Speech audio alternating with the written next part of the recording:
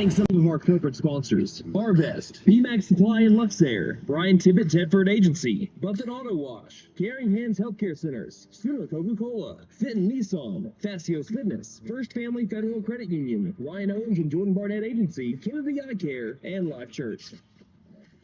You're listening to Mactown Radio. This is where we come from, yeah, we did it. City on my back, I'm committed. This is where we come from, yeah, we made it. Now the whole team celebrating. We like,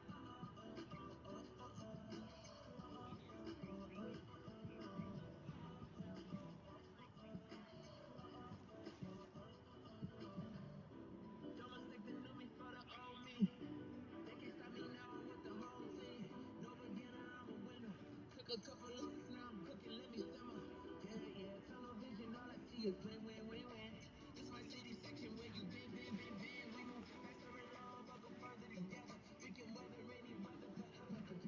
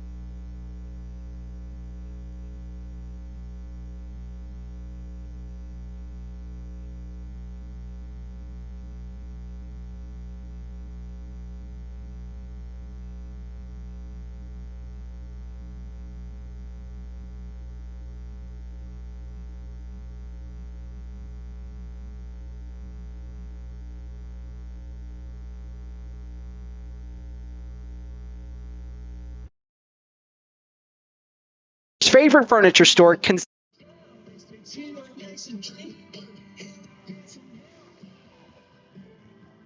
McAlester Softball and Volleyball is being sponsored by Consignment Exchange, and I've been doing commercials for them since I was 8 years old. Here's the connection. My great-grandfather and grandmother started the business over 50 years ago. Now my papa, Nana, and Aunt Cleora have continued. The idea was to give a place where folks could buy quality previously owned furniture, and now it's grown as a place where families who need to liquidate estates or simply have something they need to sell, Consignment Exchange is that place. At 9 years old, I came up with the tag of McAllister's favorite furniture store is Consignment, Highway 69 South, and it still is.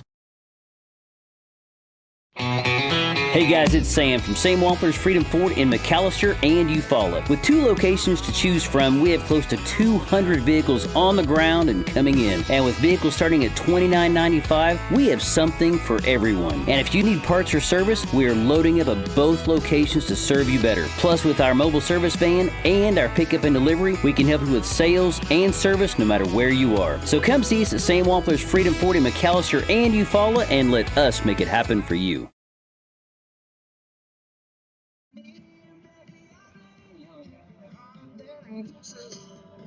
14 games. Let's just go ahead and go through McAllister's schedule very quickly. They started things off with Stigler. We were here for that one. That was on August the 12th. McAllister lost that game. They then played Collinsville the very next day on the 13th.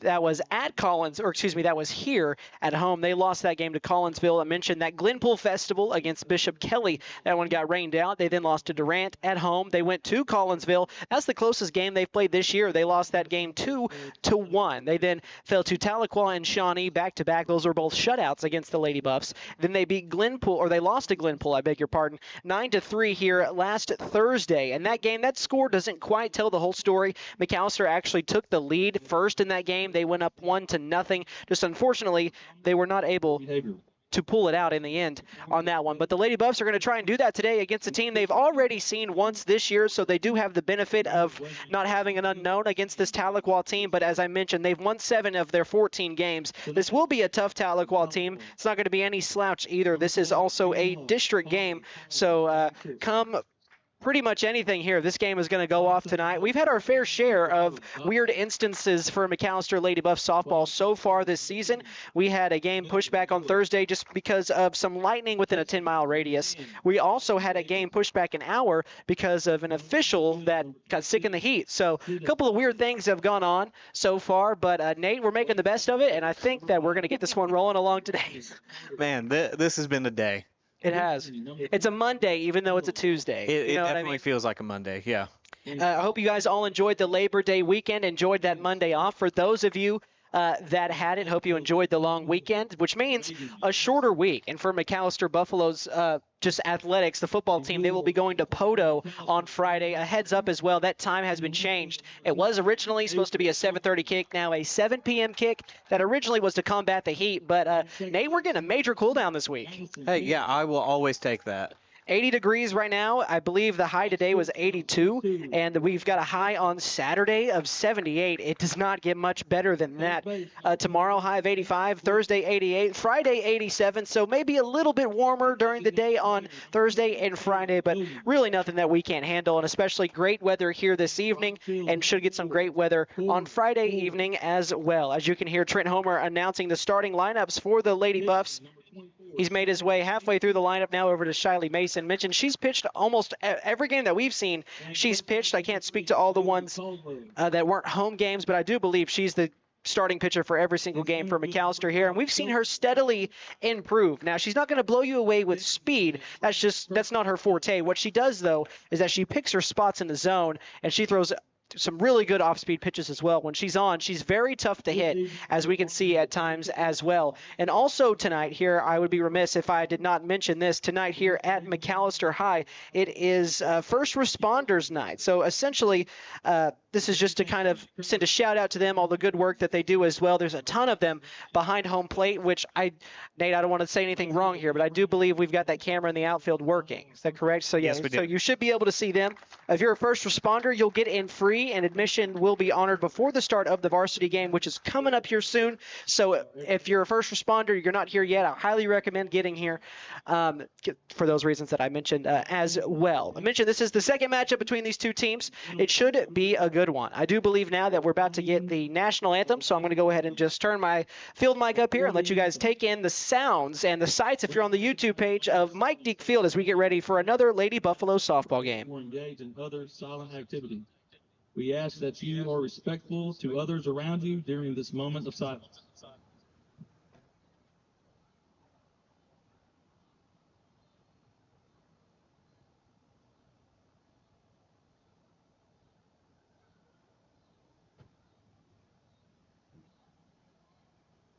Thank you. And now, to honor America and brave women and men serving our country throughout the world, please join in the playing of our national anthem.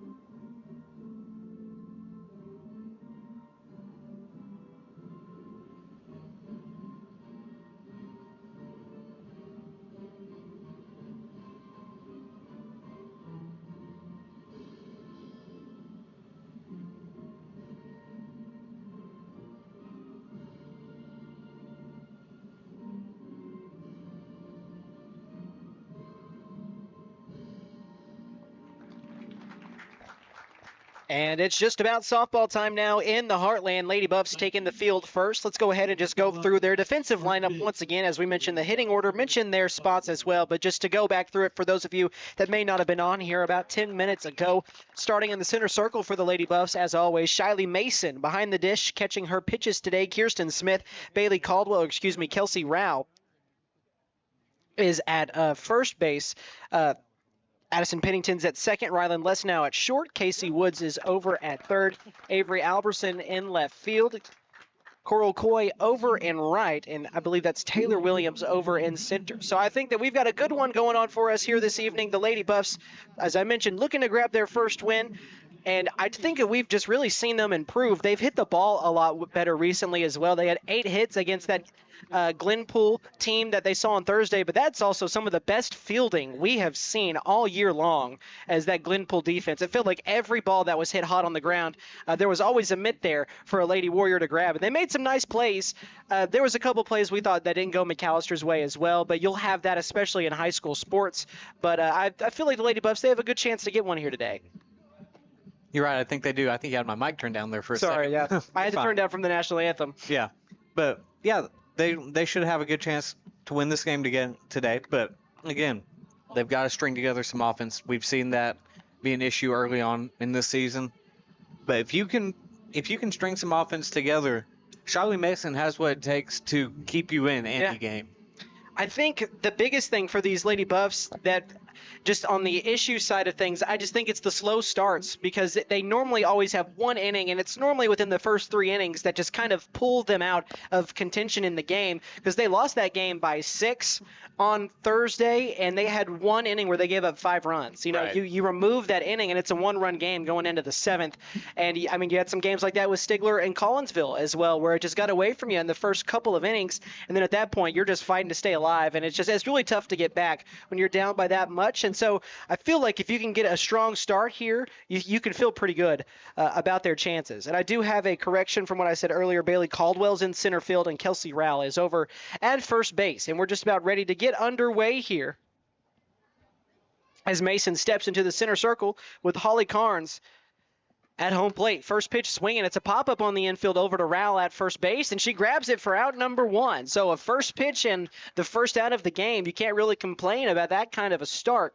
You already start out with an out. Now it moves over to Riley Dotson for these Tahlequah Tigers.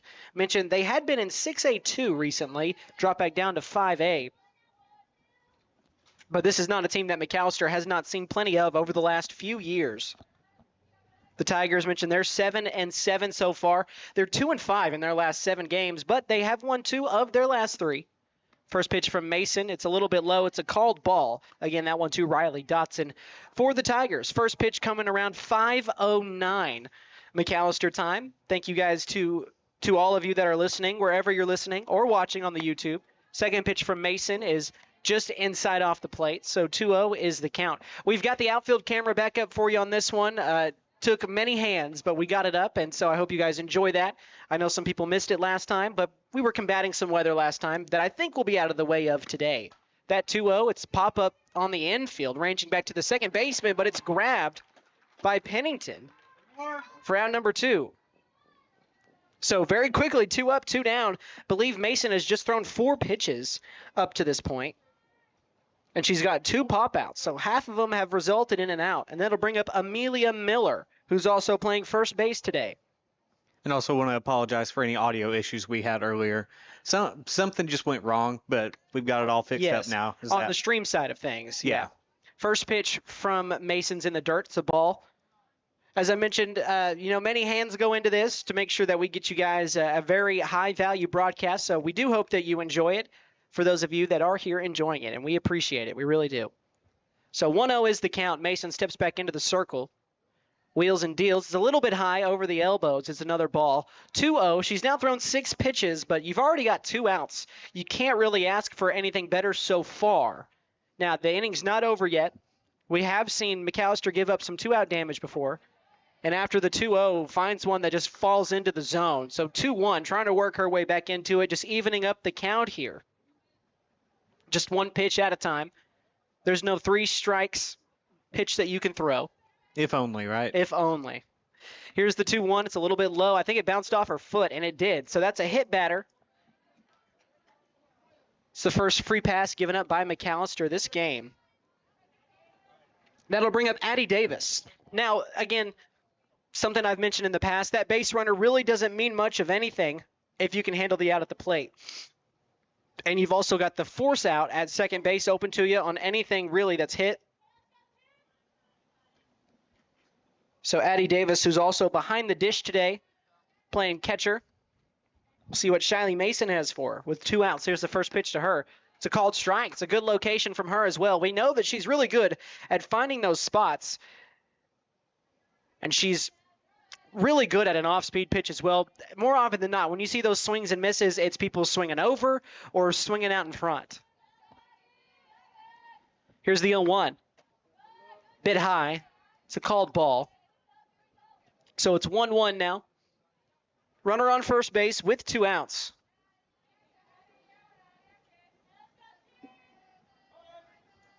Mason takes her signs from the dugout. And it gets over behind the catcher to the backstop. That allows the runner to advance from first to second. That'll be on a pass ball. So Amelia Miller standing over there halfway to home plate, about 120 feet away if you count going from second to third and third to home. Here's the 2-1.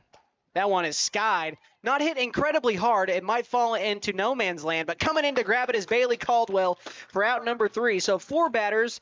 It alludes to 3 outs, 1 hit by pitch, no runs given up. As we now head to the bottom half of the first inning, it's 0-0 as the Tahlequah Tigers are here visiting your Lady Buffs. We'll be right back. You're listening to Buffalo Softball on 98.3 KNED. McAlester Clothing Consignment accepts consignments on Mondays, Wednesdays, and Saturdays. All items must be gently used and in good shape. Please label all bags, boxes, or totes with the consignor's name. The limit on bags is 2 13-gallon bags per consignor per week. The consignment split is 50-50. Hey bargain shoppers, we have all types of clothing, toys, hand tools, jewelry, sports equipment, and more. McAlester Clothing Consignment, 1212 South Main in McAlester behind the Dollar General. Open Monday through Saturday, 9 a.m. to 6 p.m., Sundays, 10 a.m. to 2 p.m.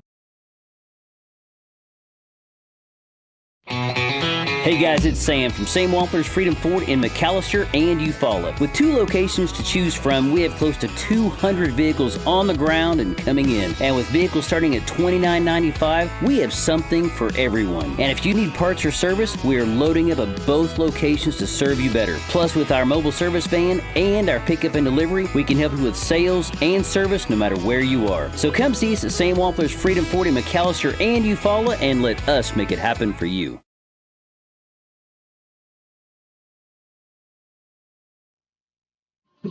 Welcome back to Mike Deak Field here in McAlester. Bottom half of the first inning. Lady Buffs now are coming up to bat for the first time. They're going to be led off by Avery Alberson, Addison Pennington. Right behind that, Rylan Lesnow as well. And that is the top 3. And then batting in the 4th spot is Casey Woods if we get there. It looks like Ella Watts, I beg your pardon, for Tahlequah is going to be the starting pitcher in the center circle. Looks like she had some steam a little bit on some of those pitches. We'll see how the Lady Buffs handle her, as this will be their first time through seeing her. Mentioned that Tahlequah, they are 7-7. It's been a struggle, though, over their last 7 games. Just 2 wins out of 7 contests, which means they're 2-5. And those 2 wins have come in their last 3 games. So they had a little mini losing streak, about 4 games or so, I believe is what it was, a 4-game losing streak. As I don't know if you can see, but Nate is running down the sideline over here to try and fix the camera. There is something in the lens. First pitch swinging for Alberson. It's a pop-up to second base.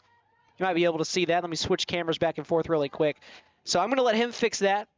We'll switch to this side view for you for a second. For Alberson, that's a first out of the game. It was a pop-out. So 4 outs combined so far. 3 of them have been pop-outs. First pitch to Pennington's in the dirt. Nice eye by her to watch it go by for ball number 1. It's 1-0 here.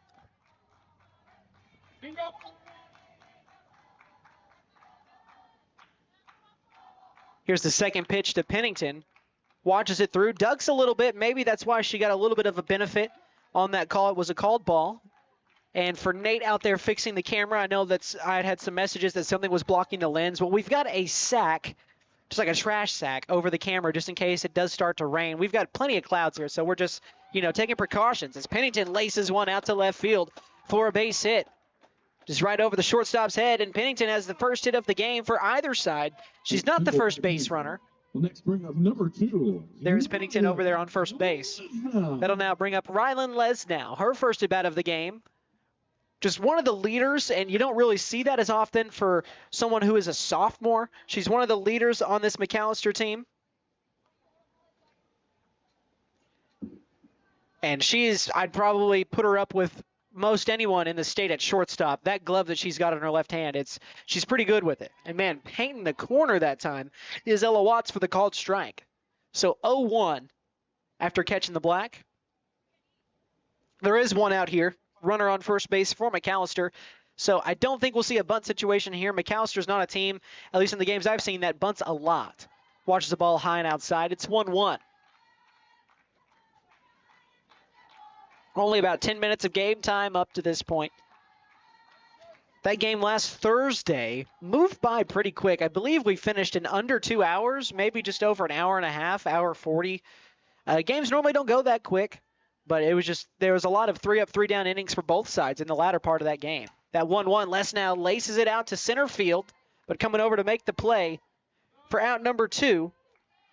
So that'll sit down Lesnow. 2 of the 3 buffs so far have gotten out. One was a pop out. Now one was a fly out. To the plate, for the Lady Bucks, number 21, Casey Woods. That'll bring up Casey Woods. She's got light tower power, the only Buffalo so far to hit one out of the park, and we were actually here for that one. She's also got a couple of doubles to her name this year, 3 RBIs. Runner on first base. Here's the first pitch to her. It's upstairs. 1-0 is the count.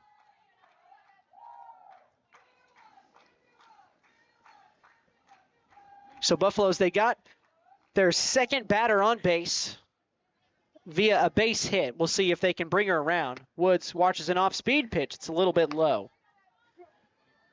So 2-0 is the count. 2 outs so far. It's been Alberson with the pop out and then Lesnow with a fly out to center field.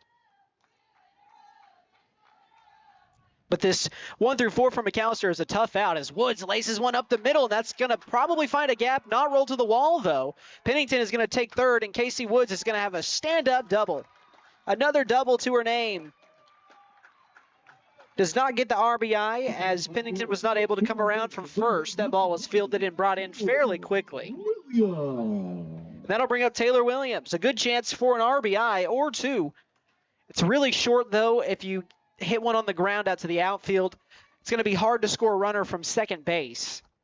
It's got a couple of factors have to play into your favor here. First pitch swinging over to second base. It's fielded, thrown over for out number 3. So the Lady Buffs get 2 hits, but nothing comes of it after a pop out, a fly out, and then a ground out. We're going to go ahead and take a 60-second break. We'll be back for the top half of the second inning. You're listening to Lady Buffalo Softball on 98.3 KNED. McAlester Softball and Volleyball is being sponsored by Consignment Exchange, and I've been doing commercials for them since I was 8 years old. Here's the connection. My great-grandfather and grandmother started the business over 50 years ago. Now my papa, Nana, and Aunt Cleora have continued. The idea was to give a place where folks could buy quality previously owned furniture, and now it's grown as a place where families who need to liquidate estates or simply have something they need to sell, Consignment Exchange is that place. At 9 years old, I came up with the tag of McAllister's favorite furniture store is Consignment Highway. Hey guys, it's Sam from Sam Wampler's Freedom Ford in McAlester and Eufaula. With 2 locations to choose from, we have close to 200 vehicles on the ground and coming in. And with vehicles starting at $29.95,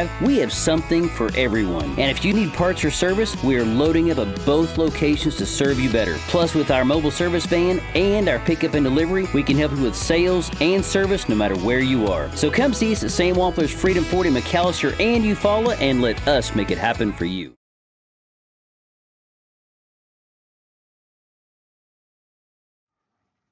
First pitch swinging, and it's going to be a base hit for Tahlequah inside of alley.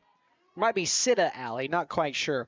Either way, she's got a base hit, the first one for the Lady Tigers, and they're now on base for the second time. First time, though, via the base hit. The first one was a free pass, a hit by pitch to Amila Miller. Now, Ella Watts, she's on deck. Rayleigh McCarter's up to bat now. McCarter playing that third base spot.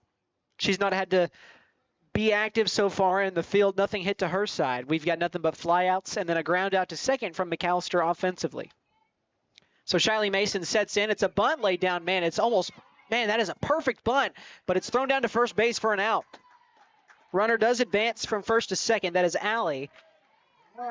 But McCarter, a sack bunt there that'll go down in the stat sheet. But man, you can't really ask for anything better than that. And hit the bottom of the bat, went straight down into the ground and rolled towards that left field line and then just stopped. No, it was really about as perfect as it could be. I mean, maybe a touch further down the line or a touch shorter down the line, and you're looking at runners at first and second with no one out. Yeah, that's why you want to give some props to McAlester as well. Played it well, didn't panic, just picked it up and threw the runner out at first base. First pitch to Ella Watts is a called ball. We've got a pitcher v. pitcher matchup here. It's 1-0 on the count with a runner standing on second base. But again, still already one out. Here's the second pitch to Watts. Tried to drop in. Looked kind of like a changeup, but just fell outside of the zone. So Mason, she'll reset. Getting her signs from the dugout as she wears a kind of a quarterback wristband on her left wrist. Man, breaking ball out in front of it. Swing and a miss by Ella Watts. So getting back into the count here. It's 2-1. Mentioned Mason, she does a really good job of picking her spots and kind of living there. That pitch is fouled backwards by Watts. So 2-2, she's evened up the count now. But Mason, she likes to live lower in the zone. When things start to be a little bit more up, that's where she can get into a little bit of trouble. But when she can live on the corners or around the knee area, she gets a lot of strikeouts that way. Here's the 2-2. It's a little bit lower, and it's kind of golf swung out to center field. Caldwell coming in to make the play for out number 2. So 3 batters, you've retired 2 of them. You do have a runner on second base. If you're Tahlequah, you've got a good chance to get a runner batted in. And it'll start with Cadence Kirk here, the 8-hole, also wearing number 8, playing right field, her first at bat of the game. Mason takes her signs. She'll step into the center circle. First pitch from her. It's a called strike, starting out 0-1. Had not done that the previous 2 batters. Looks beautiful right there at the knees. Yep, we can see that with a camera view. Really good spot by her. Mentioned she does a really good job of living just in that lower part of the zone. Here's that 0-1. It's hit on the ground to third base, but it's going to be fouled. It was grabbed by Casey Woods. So she would have been there and had the opportunity to make the play. But with it going foul, it was all for naught.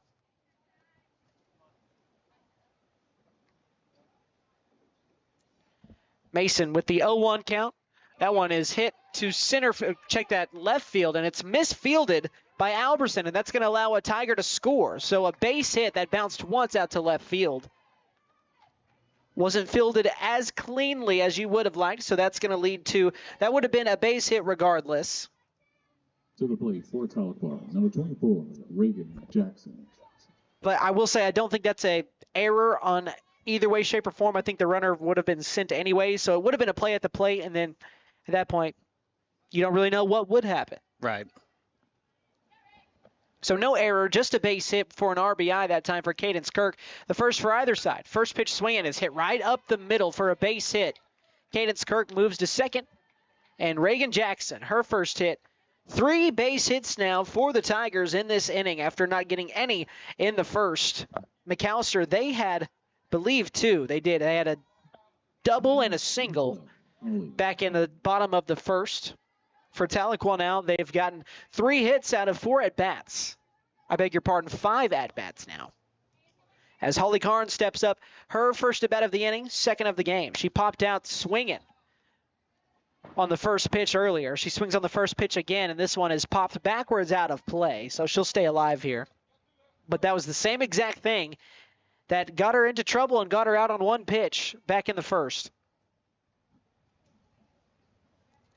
So now Shiley Mason is up ahead in the count, 0-1. Second pitch. It's popped up again on the infield over by Addison Pennington. She makes the call, and she makes the play for out number 3. So the Lady Buffs do give up a run, but that is it. After Tahlequah managed 3 base hits, they can only bring 1 around. So it's 1-0. We'll head to the bottom of the second. We'll be right back. You're listening to McAlester Lady Buffalo Softball right here on 98.3 KNED.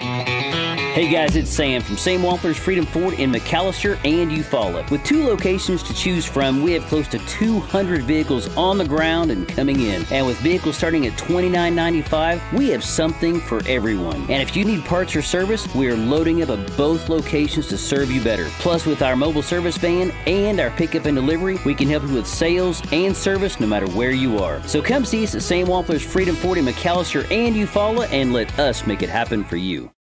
McAlester Clothing Consignment accepts consignments on Mondays, Wednesdays, and Saturdays. All items must be gently used and in good shape. Please label all bags, boxes, or totes with the consignor's name. The limit on bags is 2 13-gallon bags per consignor per week. The consignment split is 50-50. Hey bargain shoppers, we have all types of clothing, toys, hand tools, jewelry, sports equipment, and more. McAlester Clothing Consignment, 1212 South Main in McAlester behind the Dollar General. Open Monday through Saturday, 9 a.m. to 6 p.m., Sundays, 10 a.m. to 2 p.m.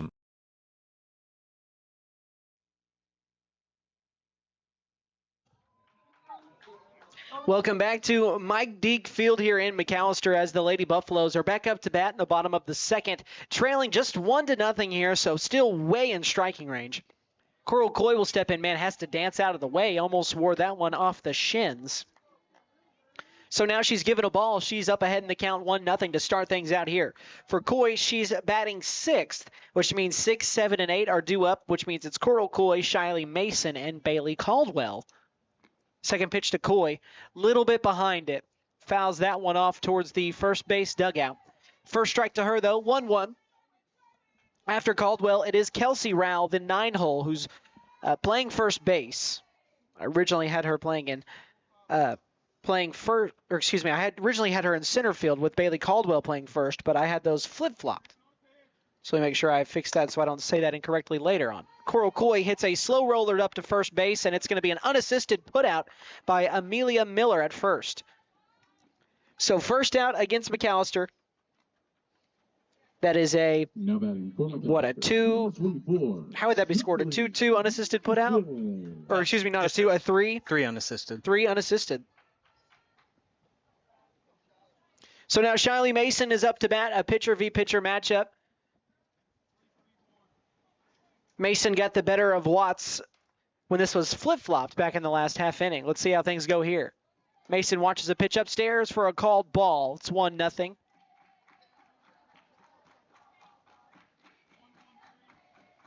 Mason, she's done a decent job at the plate so far this season. We've seen her grab a couple of hits. Watches another pitch up and out of the zone, 2-0. That is one thing I remember just from playing in my younger days, a pitcher and a catcher.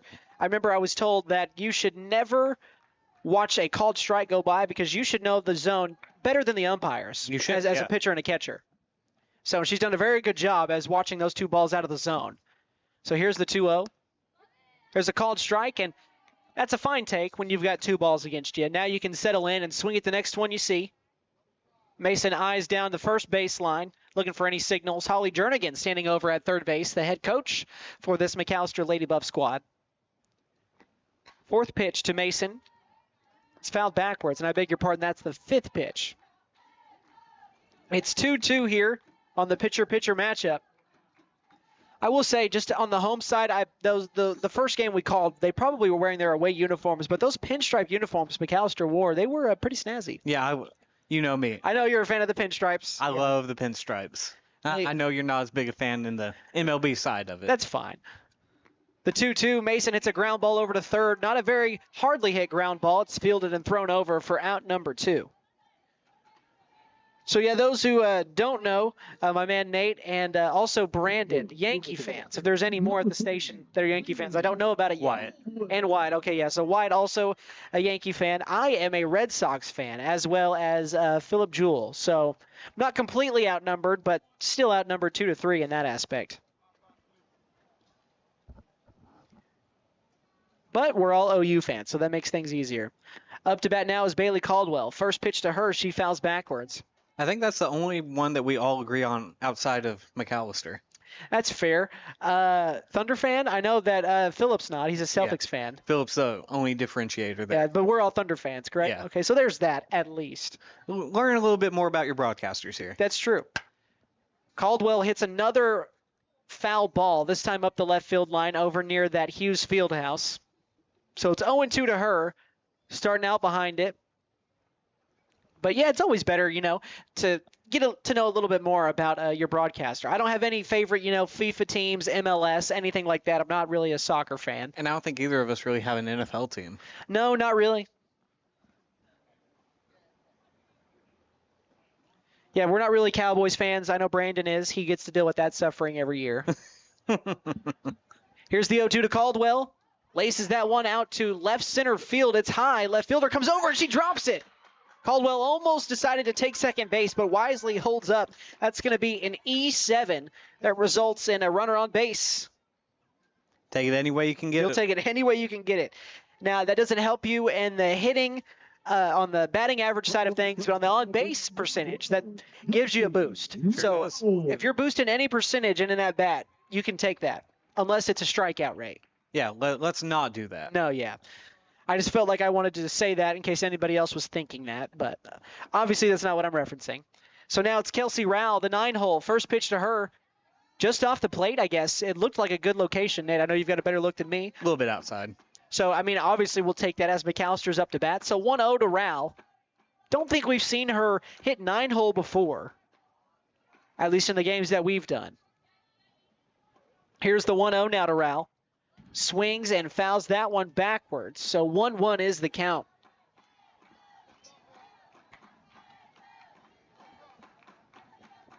So 1-1 now with 2 outs, a runner on first base.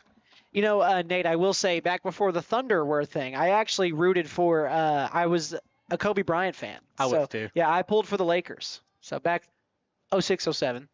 The 1-1, it's a bit low. It's 2-1 now. I didn't really follow the NBA that much, but I would say I was probably the same. I really enjoyed watching Kobe, and I really enjoyed watching LeBron. I didn't really have a favorite between the two. Yes, and I am not a LeBron fan for a couple of reasons, but the 2-1's a called strike. It's 2-2 now. I'm guessing it has something to do with the 2012 finals. Maybe, just maybe. Thunder faced the Heat in those finals, by the way, for anyone who didn't know. Yep, we were the ones who gave LeBron his first ring, so that's awesome. Yeah, love doing that. Anyways, back to the matter at hand. The 2-2 count to Rowell. It's upstairs, nice high. It's 3-2. She's worked it full.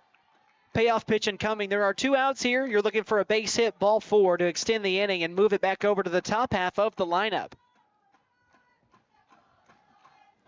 Remember, Caldwell standing over at first base because of an error, a dropped fly ball out in left field.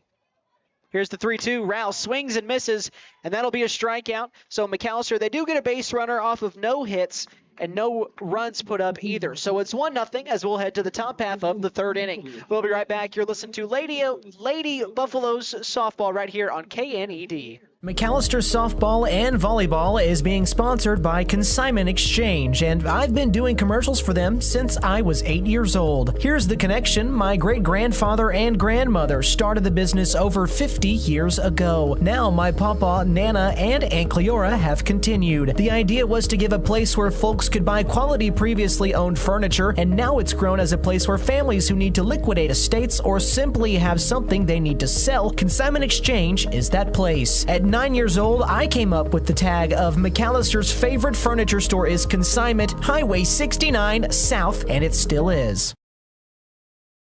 Hey guys, it's Sam from Sam Wampler's Freedom Ford in McAlester and Eufaula. With 2 locations to choose from, we have close to 200 vehicles on the ground and coming in. And with vehicles starting at $29.95, we have something for everyone. And if you need parts or service, we are loading up at both locations to serve you better. Plus, with our mobile service van and our pickup and delivery, we can help you with sales and service no matter where you are. So come see us at Sam Wampler's Freedom Ford in McAlester and Eufaula and let us make it happen for you.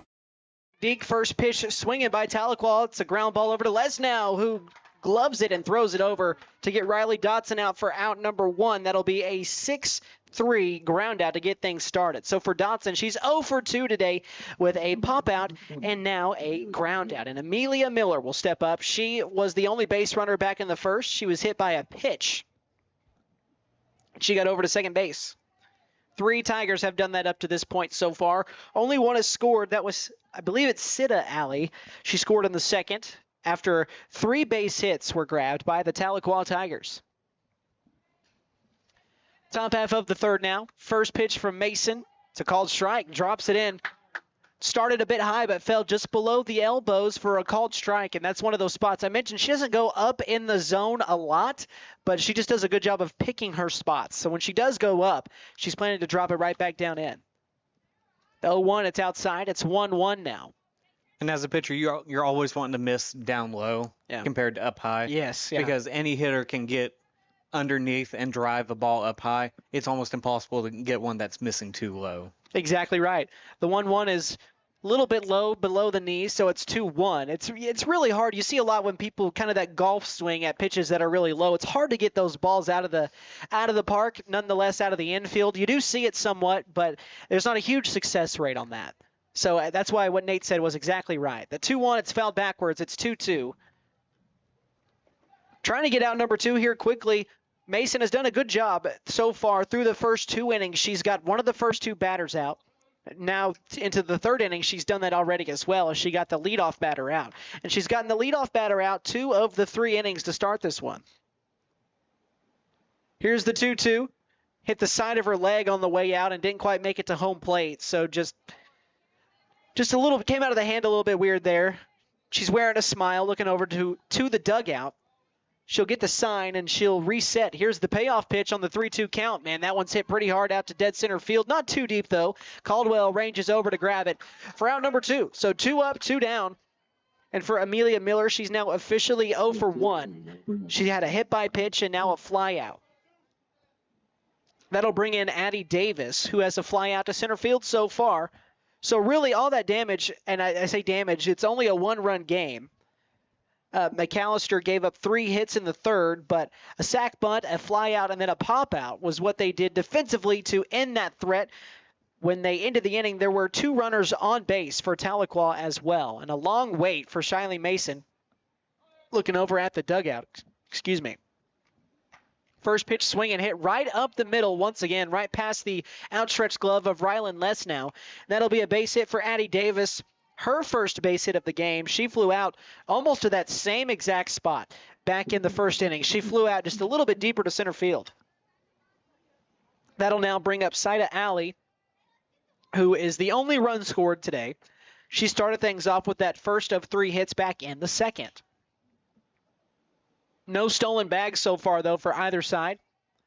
And I will say Shiley Mason, the last 2 pitches, it's been a much longer wait in getting her signs. Maybe just trying to make sure, find something she's more comfortable with throwing. First pitch to Alley. It's a called strike. Found that left side of the zone for strike 1. So once again, starting out up ahead in the count.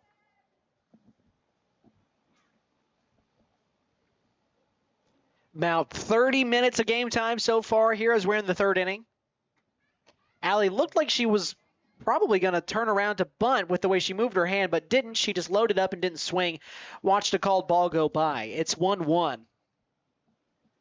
And I mentioned at first pitch it's 80 degrees. It still is, and that wind has died, though. I will say it's cooled off about 5 degrees on the wind side of it as that ball is hit high out to right field.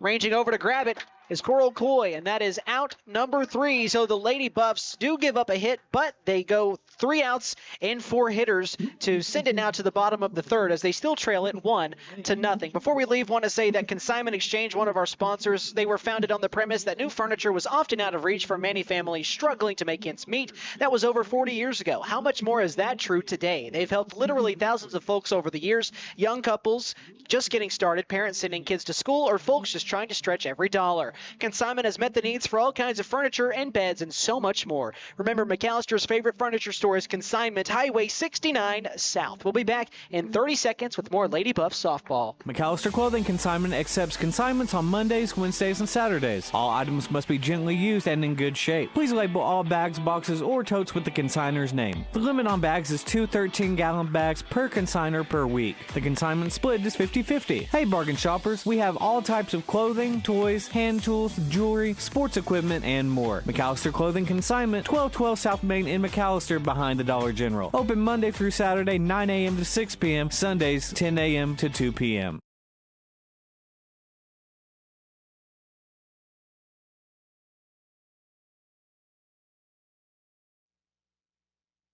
Welcome back to Mike Deak Field here in McAlester, here as the Lady Buffs trail it 1-0 to the Tahlequah Lady Tigers, bottom half of the third inning. Nate, so far all around, not really a lot to complain about from what we've seen from these Lady Buffs. No, we've seen the defense really be really solid. Pitching wise, I think we've only given up 2-3 hits. Yep, 4. So you're pretty 4. close. Okay, yeah. And again, if we can string some offense together, you have got this game right now. First pitch to Alverson, swinging at a pitch at her ankles, but she is going to end up getting a base hit out of it. An infield base hit from a pitch Alverson probably should have laid off of, but, I mean, it worked out, so who am I to say? Base hit for her to get things started. The leadoff batter is on base for McAlester for the first time here. Now in what is the third time hitting. And we preach, hit it where they're not. Sometimes hit it where they are, and it'll still work out for you. Especially when you've got the speed of Alberson. We've seen her. That's not her first infield single on the season. She's got some speed. We'll see if they decide to steal her. Pennington is turned around to bunt, I will say, and that one goes just off the bat, foul. So trying to lay it down. We'll see if they stick with the sign here. She just got a bit underneath it. Just a little bit.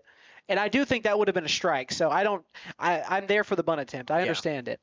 So it's 0-1 now. Again, a runner on first base.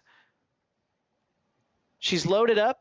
Does not lay down a bunt. Instead, pops one up on the infield over near shortstop. And that is grabbed for out number 1. Pennington, man, she just got a little bit underneath it, though. Good timing. Looked like she had a lot of power going into it. But again, just hit just underneath the ball. A couple more inches up. Might have been scoring a run from first base. Now that'll bring up Rylan Lesnow. Last game we called with her, which was last Thursday. She had a ground rule double. Also believe, I could be wrong, but I believe that she leads the team in hits. And just outside, but it caught the corner for strike 1 to Lesnow. Didn't seem like she agreed with it. But it's 0-1 now with a strike. Again, a runner on first base.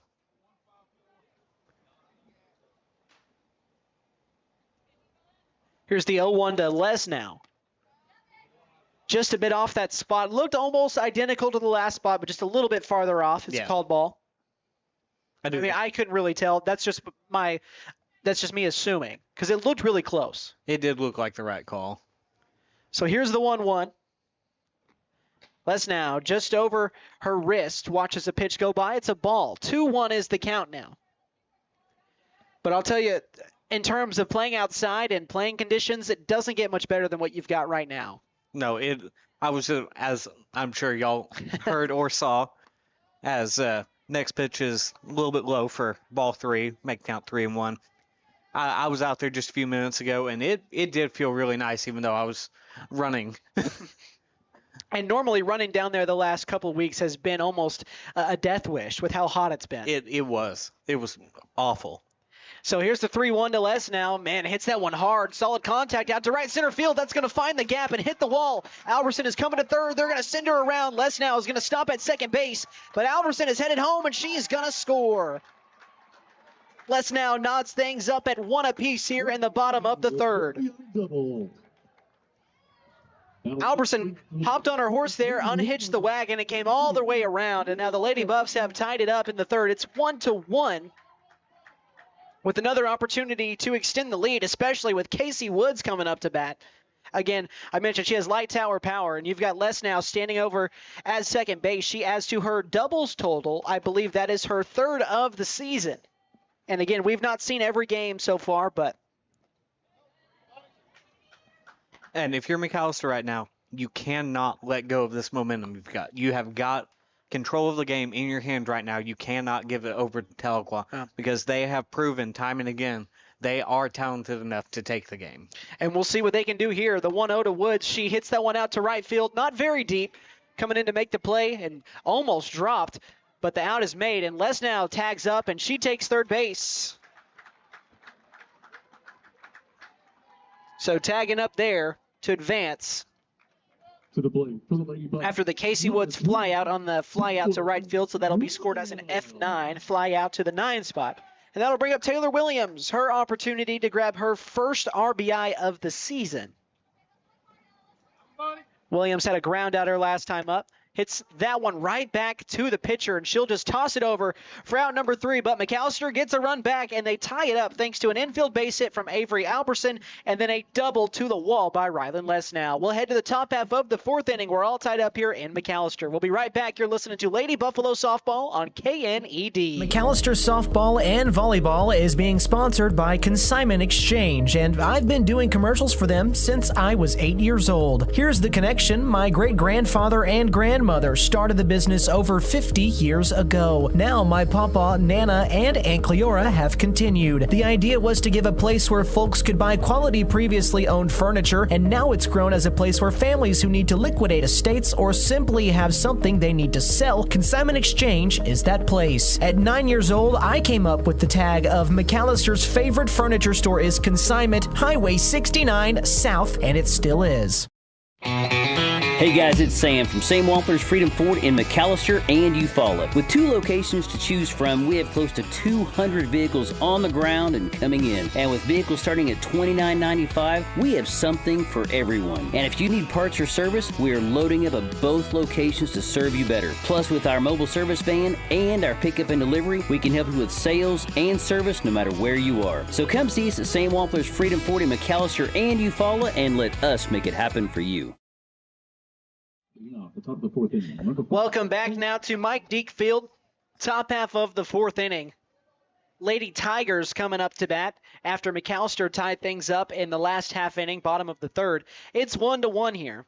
Game moving pretty quick, I will say. That ground ball is hit hard to left or to the 3rd baseman. Casey Woods is able to snag it and throw it over after that hard hit ball to the left side of the infield.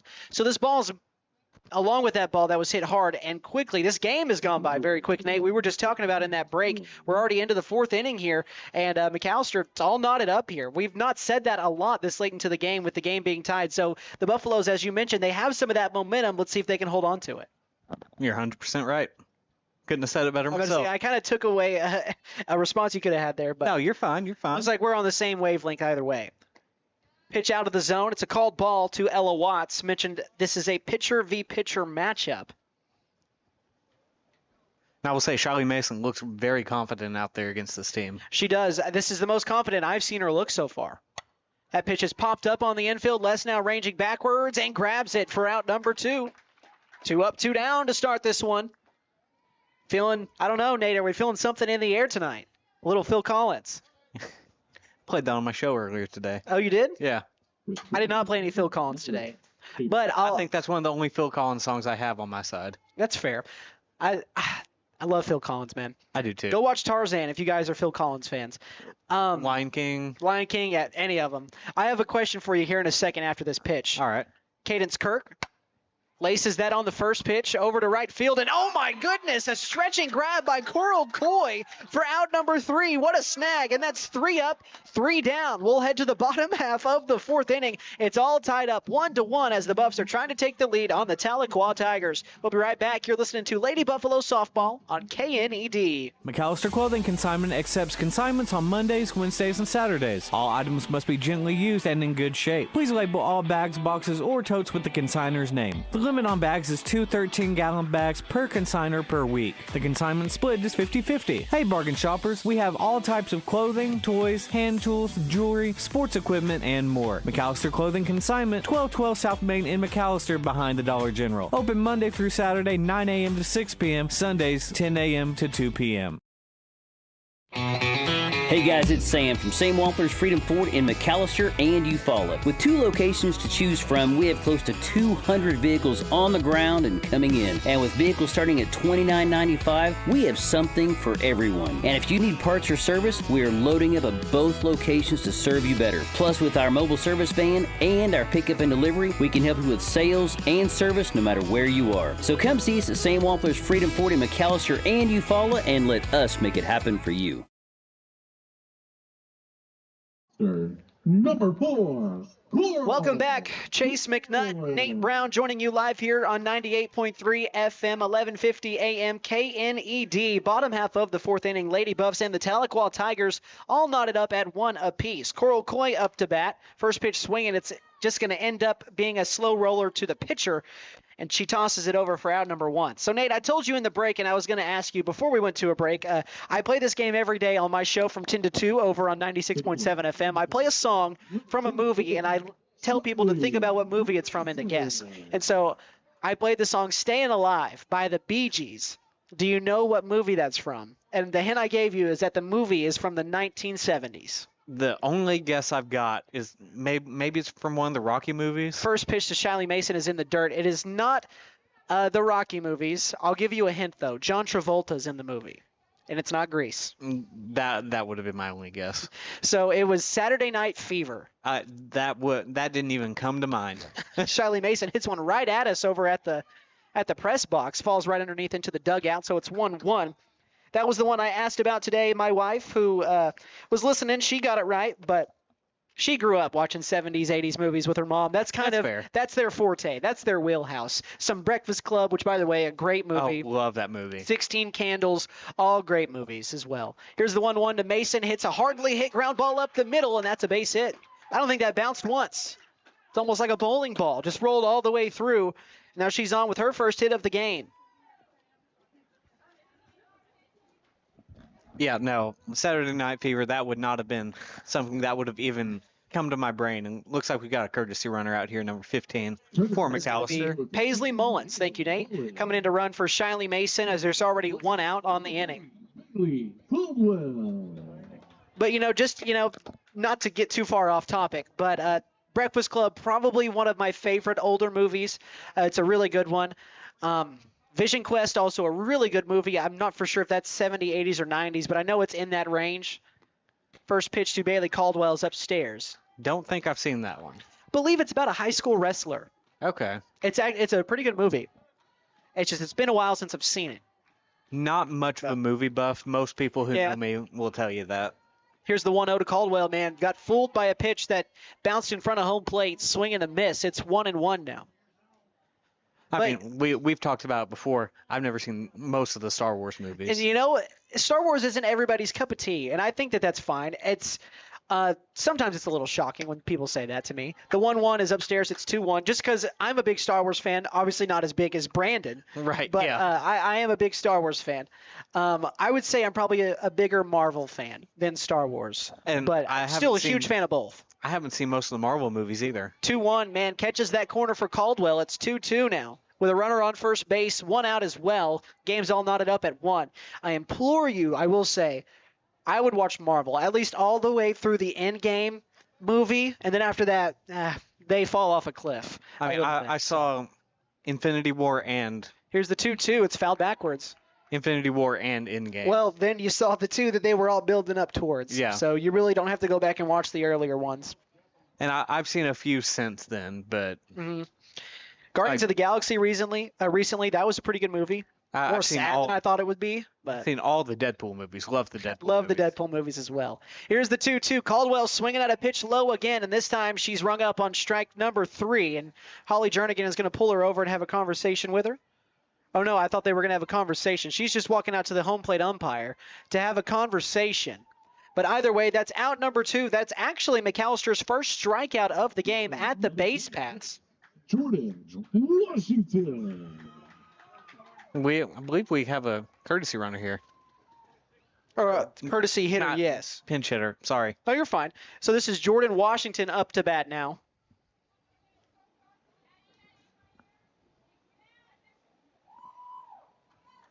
So that's what Jernigan was having the conversation with the home plate umpire about. First pitch to Washington. First pitch swing, it's going to be a pop-up on the infield for out number 3, right to the pitcher. So McAlester, they do get a base runner on off the base hit, but do not get any more runs across. That'll take us now to the top half of the 5th inning, where it's still 1-1. We'll be right back in 60 seconds. You're listening to Lady Buffalo Softball on KNED. Hey guys, it's Sam from Sam Wampler's Freedom Ford in McAlester and Eufaula. With 2 locations to choose from, we have close to 200 vehicles on the ground and coming in. And with vehicles starting at $29.95, we have something for everyone. And if you need parts or service, we are loading up at both locations to serve you better. Plus, with our mobile service van and our pickup and delivery, we can help you with sales and service no matter where you are. So come see us at Sam Wampler's Freedom Ford in McAlester and Eufaula and let us make it happen for you.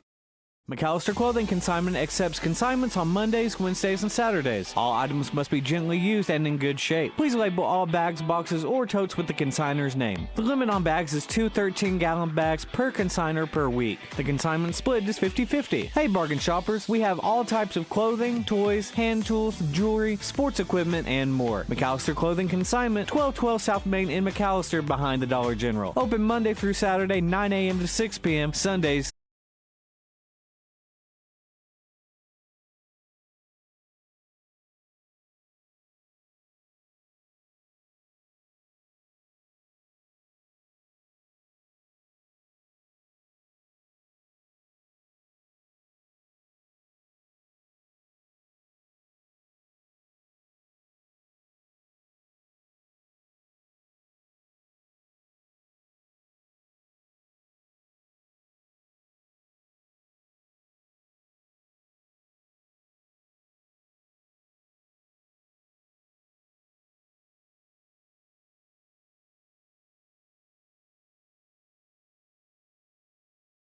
Hey guys, it's Sam from Sam Wampler's Freedom Ford in McAlester and Eufaula. With 2 locations to choose from, we have close to 200 vehicles on the ground and coming in. And with vehicles starting at $29.95, we have something for everyone. And if you need parts or service, we are loading up at both locations to serve you better. Plus, with our mobile service van and our pickup and delivery, we can help you with sales and service no matter where you are. So come see us at Sam Wampler's Freedom Ford in McAlester and Eufaula and let us make it happen for you.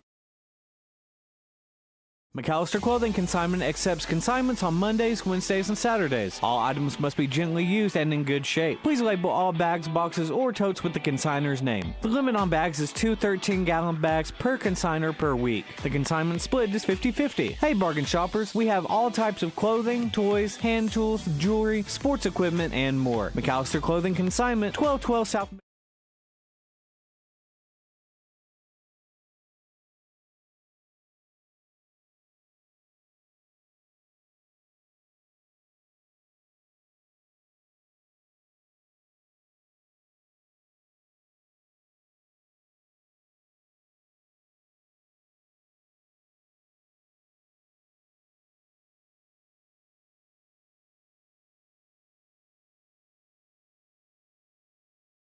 Infield single. Number 11, Allison Whittington. Alberson is now 2 for 3 today. Again, 2 infield singles. So moving along, trying to be, she represents the game-winning run or the go-ahead run. Pennington would just be insurance here at home plate. First pitch swinging out in front of it off the end of the bat. So that makes it 0-1. I think we're back. I think we're back on the video stream. Awesome. We lost internet in the booth, so apologies for that. I think the audio's back working. I think the stream should be back up and good, so hopefully we're okay. Pennington fouls that pitch off 0-2. If any of you are watching and you have my number, just let us know if everything's back up. Same thing to Nate Brown. Just if you know, just let us know. If not, I hope you guys are enjoying it. I hope everything we've got for you is still good, and we're still here on the radio side as always. But it's 0-2 now to Pennington. And got the heads up that we're good. So Pennington watches a pitch over her head. It's 1-2 now with a runner on first base. But again, as I mentioned, Nate, a good opportunity for McAlester to go ahead here with the go-ahead run already on first base.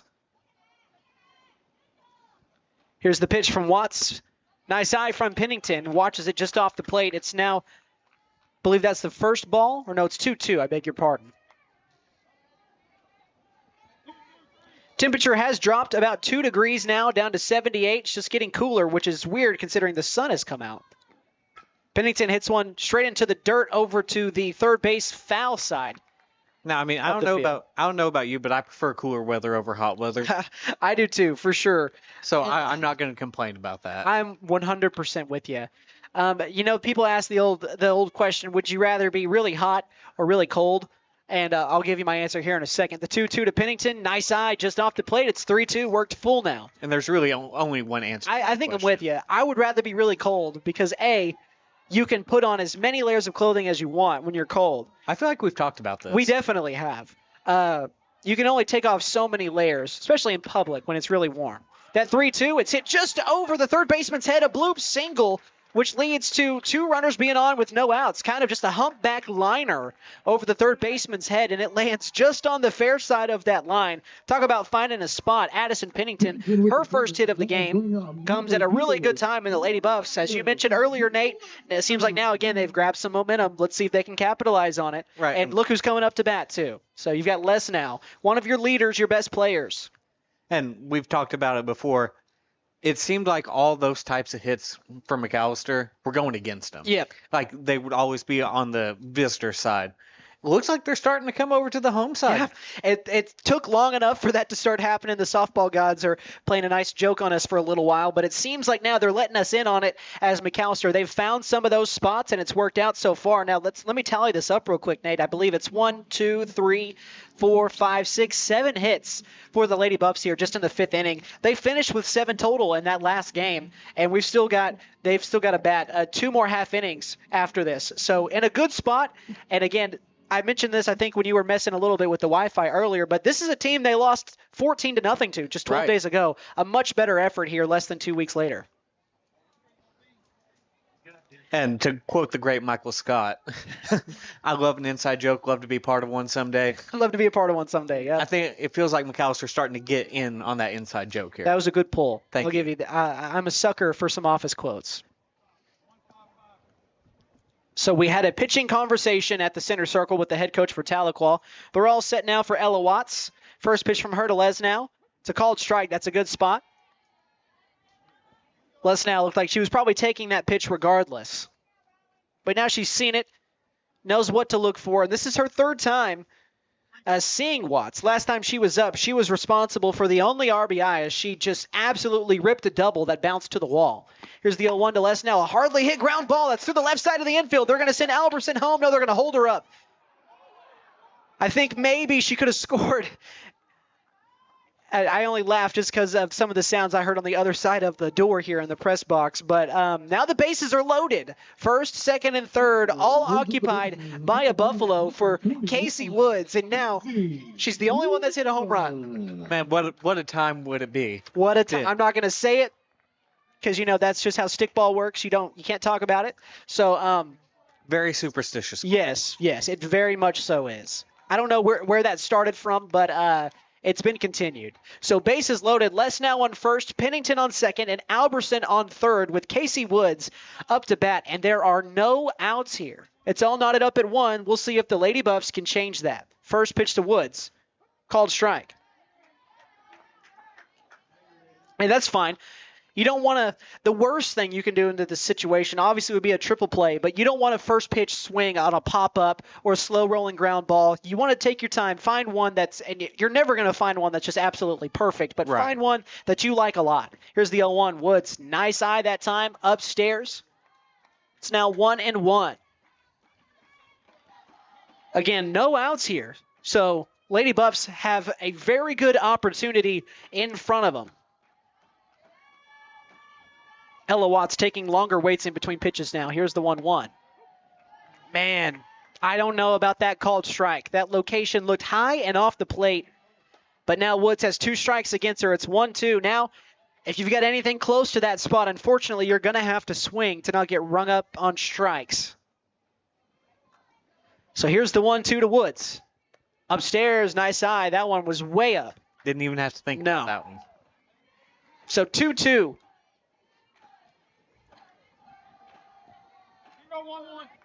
Scores all knotted up at 1 apiece. For Tahlequah, they scored back in the second. McAlester, they scored in the bottom of the third.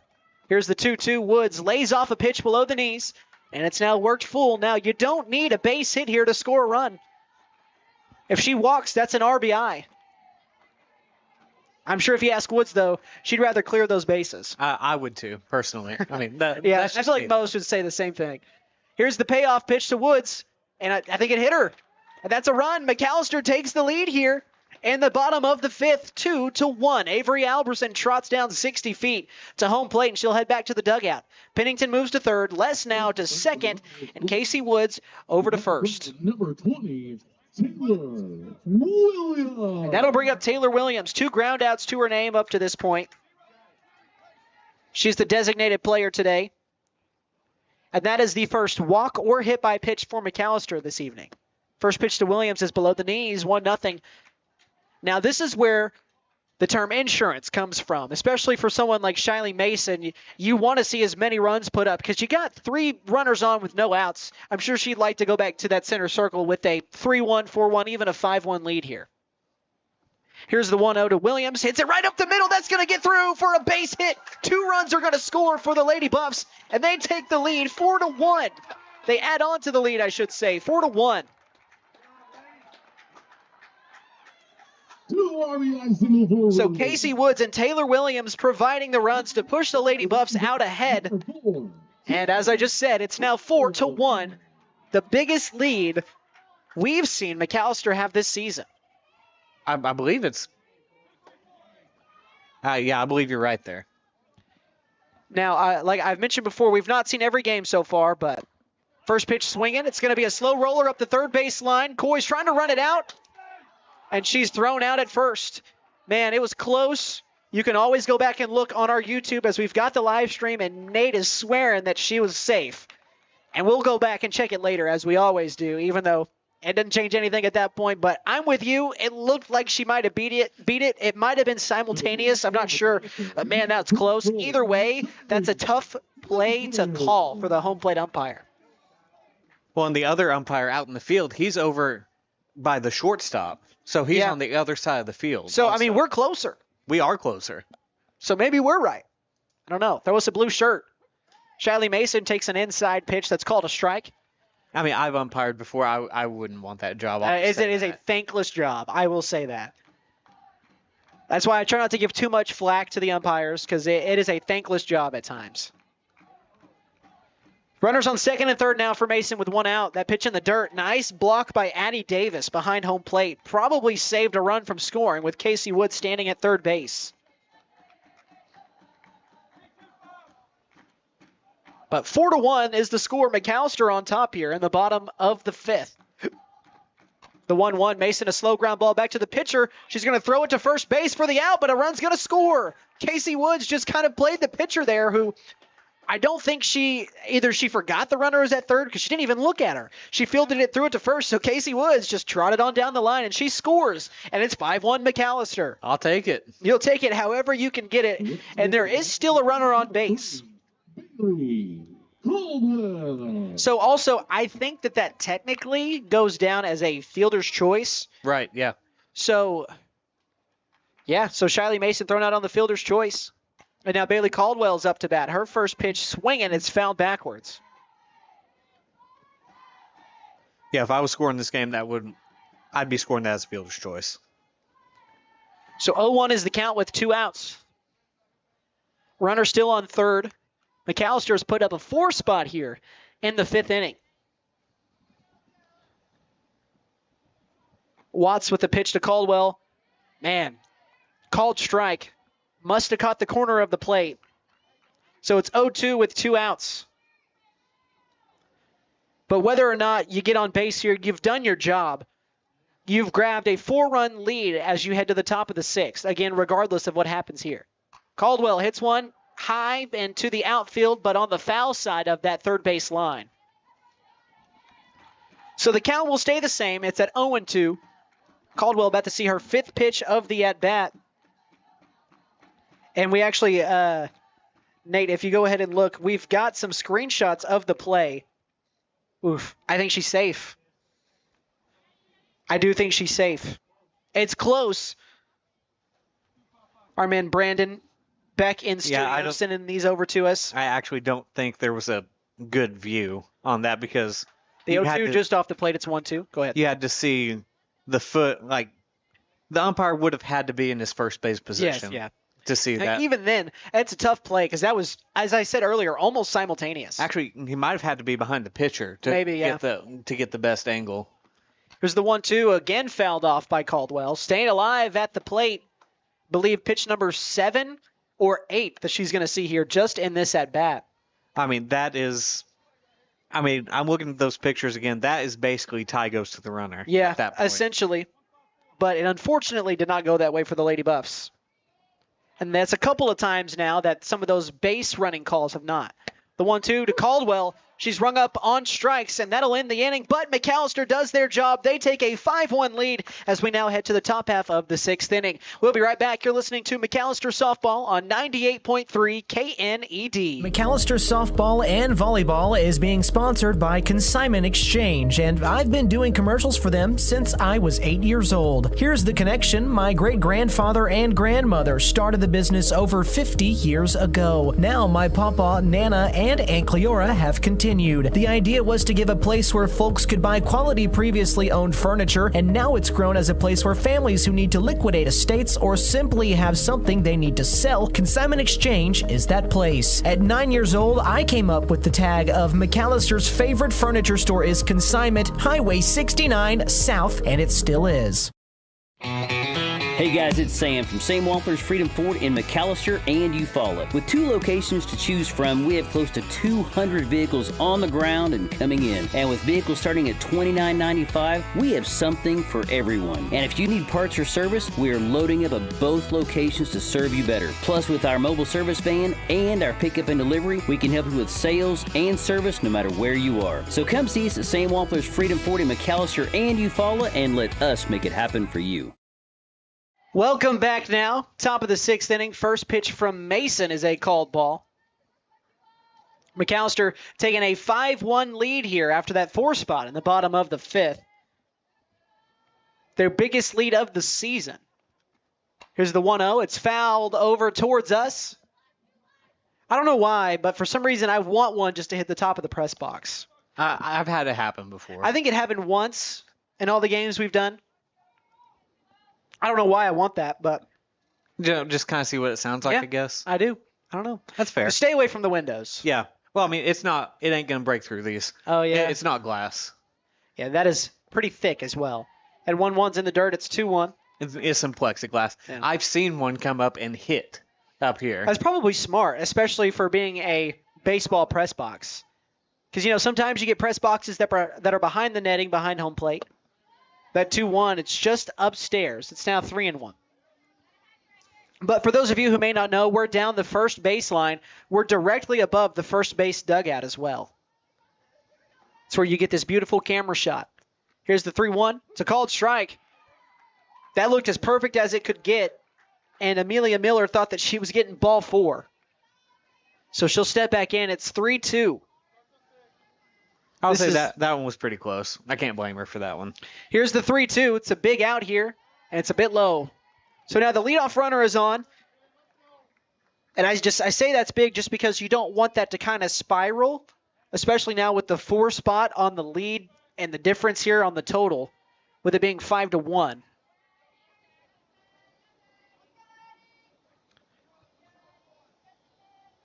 And we are now over. We reached this about 10 minutes ago, but we are now over the 1-hour thresh mark of this broadcast here in the 6th inning. Again, it's moved by fairly quick until that 5th inning. That first pitch is upstairs to Addie Davis. And I will say it looks like this zone has gotten a little bit tighter for the home plate umpire. Just some borderline stuff we saw in previous innings has been more so called balls, in which that's probably correct. Here's the 1-0. Again, upstairs, that looked like the same spot where she missed the first time. Just a little bit more left. It's 2-0.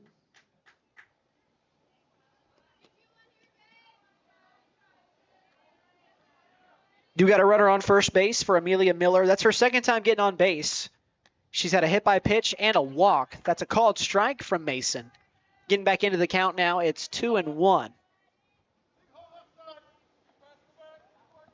This is just all around one of the best performances I've seen the Lady Buffs have this season. Ground ball hit right to the third baseman. Woods grabs it and throws it over to first. Didn't think about the play at second. But you'll take a sure out whichever way. Yeah, I don't blame her for taking the sure out at first because you were probably not getting that out at second. Yeah. So you'll take it. You get the out there. So that'll be a fielder's choice. That's why Amelia Miller will stay in at second. So for Addie Davis, she falls victim to the fielder's choice. So there's one out with Saida Alley stepping up now. She's 1 for 2, a base hit and a fly out. First pitch to her. It's bounced past the catcher to the backstop. And that pass ball puts a runner over at third base for Tahlequah. And one good thing about that 4-run inning back in the last half, you've got some room to play with. You don't want to let it go too far. Yeah. But you do have enough room where if that run does score, it won't hurt you. Yeah. And you're down to Tahlequah's final 5 outs here. So pitches upstairs. It's 2-0. I will say Mason so far has been a little bit more erratic just in this top half. And again, she can settle in as we see her do all the time. Right. But it does make a difference now because this isn't a 1-1 game anymore. It's 5-1. You just feel a little bit better about it. That 2-0 is out of the zone. It's now 3-0. Now, if you get a bases loaded situation with no outs, maybe you don't feel as good. But that's why grabbing those 4 runs is just as important. Right. So 100%. Because you feel differently right now if it's still 1-1. That 3-0 has a take all the way by the Tahlequah Tiger is a called strike. So 3-1. It looks like we might have some action over in the Tahlequah bullpen. I think you are exactly right, Nate. I can't see a number. Yeah, I'll get that number for you soon. Here's the 3-1 from Mason. Upstairs, it's a ball, a 5-pitch walk. And so now 2 on with 1 out for Tahlequah. But you do have the 1 out so far, so that makes things better for you. Rayleigh McCarter will step in. She's got a sacrifice bunt and a ground out to third base so far. And Holly Jernigan will step in to have a conversation with Shiley Mason at the center circle here just to talk about the situation, calm her down a little bit. And I'm looking at the roster here for Tahlequah. 21, yeah. Don't have a 21 on the roster. Lovely. We have a 23. No, that's definitely 21. I've got an Ashley Dees, but I don't have a 21 on the roster. So, I mean, unless I'm dyslexic and that ends up being No, I saw it. That's a 21, yeah. Yeah, I think you're correct. I mean, that's not on the roster that was given to us by head coach Chris Ray for Tahlequah. But it would be different if this was a Tahlequah broadcast. Right. McAlester broadcast, so it makes it a bit easier for us. Just unfortunately, we won't be able to say her name in case any Tahlequah Tiger fans are listening. I want to say thank you for listening in. We definitely do appreciate it. Yes, for sure. And we try to be as unbiased as possible. We try to be. Even though we don't always succeed. Broadcast. Yes, yeah. So runners on the corners, that timeout's over, squaring to bunt and pulling it back. The runner will steal for Tahlequah from first to second. That is Saida Alley. So she's over at second. You've got 1 out here, and it's 1-0 to Rayleigh McCarter, who's up to bat. She already has 1 sacrifice bunt so far. You've got Casey Woods already playing a couple feet in from her third base spot and not squaring to bunt that time. Another ball. It's now 2-0. Mason she's been more upstairs this inning. And I don't think she's gotten a called strike on any of those higher pitches so far. I just got to bring it down a little bit. Just because she's over the plate. She's just a little bit north. Needs to be a little bit more south. That was a little bit too far south. It's now 3-0. So after a 5-pitch walk, it's now 3-0 here on 3-0 is the count. You've got runners on second and third here for Tahlequah. McAlester nursing a 5-1 lead here on the top half of the 6th. This is the latest in any game that they've had a lead. Here's the 3-0. Called strike. Shiley Mason fired that one in there. Going to need a couple more of those. Or just something close so you get a batter swinging. No strikeouts yet for Shiley Mason, but boy, would this be a good time for one. As long as you get an out here, that's what matters. Yes, I agree. The 3-1, it's another called strike. Mason working her way back into the count, and it's worked full. She's 1 strike away from getting the out as it's 3-2 Just one out so far, so these two outs are monumental here, with Tahlequah having 2 runners on, down by 4. Here's the payoff. That one is popped over to the third base side and fouled, just out of the reach of Casey Woods, who unhitched the wagon, took off running after it, was not able to grab it. But this, you can tell, it feels like a really big moment right now for Lady Buffalo softball. I mentioned this is just their 8th game of the season. Second matchup with Tahlequah. The 3-2, it's hit high, not very deep, trying to come in and make the grab. It falls right in front of Alberson in left field, but that ball hung so long that only 1 run was able to score for Tahlequah. And so now you've got runners on first and second. Rayleigh McCarter will go over to the first base side on the base hit, and she gets the RBI. To the plate, number 13. And so now you've got Saida Alley at second, Rayleigh McCarter at first. And now if you're going to give up a run, that is probably the best way that could have gone. No more runs scored. Right. And you've still got your double play ball in effect as well. Yeah. And for McAlester, this is their only game this week. First pitch, swing and a miss by Ella Watts. Man, she loaded up. Was trying to smack that pitch. I think she has a 3-run home run on her mind to try and tie things up. While impressive, that's not something I want to see from Tahlequah here. Here's the 0-1 from 2 Watts. She swings at a low pitch and fouls it off.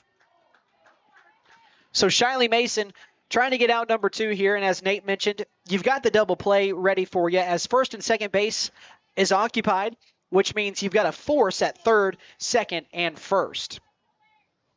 Because you've got to move. That first base is not occupied if that ball is put in play. Here's the 0-2 now to Watts. That one is kind of just weirdly hit off the inside of her bat, and that's going to be a pop-out over to Pennington. So Addison Pennington grabbing out number 2. That was about his best case scenario if you weren't going to get a strikeout there. None of the runners advanced. You still get the out, and you only have 1 more out to get through this half inning and put Tahlequah down to their last 3. It's kind of like on the basketball side when you're losing by a lot. You want to try and get free throws. Score points with the clock stopped for McAlester. You want to get outs without these base runners moving. Same kind of thing. Hopefully that made sense to everybody listening. First pitch to Cadence Kirk is a called strike just above the knees. That's the perfect spot for Mason. That's where we've seen her do her best work this season, and she goes right back there. I mean, because most of the time, a hitter is only going to drive that pitch into the ground. Yeah. Because it hit off the inside part of her bat also on the pop out a second ago. That pitch has popped up on the infield. Kelsey Rowell coming over to grab it, and she does. Erases the threat. Tahlequah, they get a run back, but still trail it 5-2. We'll head to the bottom half of the 6th inning. You're listening to Lady Buffalo Softball on 98.3 KNED. McAlester Clothing Consignment accepts consignments on Mondays, Wednesdays, and Saturdays. All items must be gently used and in good shape. Please label all bags, boxes, or totes with the consignor's name. The limit on bags is 2 13-gallon bags per consignor per week. The consignment split is 50-50. Hey bargain shoppers, we have all types of clothing, toys, hand tools, jewelry, sports equipment, and more. McAlester Clothing Consignment, 1212 South Main in McAlester behind the Dollar General. Open Monday through Saturday, 9 a.m. to 6 p.m., Sundays, 10 a.m. to 2 p.m. McAlester Softball and Volleyball is being sponsored by Consignment Exchange, and I've been doing commercials for them since I was 8 years old. Here's the connection. My great-grandfather and grandmother started the business over 50 years ago. Now my papa, Nana, and Aunt Cleora have continued. The idea was to give a place where folks could buy quality previously owned furniture, and now it's grown as a place where families who need to liquidate estates or simply have something they need to sell, Consignment Exchange is that place. At 9 years old, I came up with the tag of McAllister's favorite furniture store is Consignment, Highway 69 South, and it still is.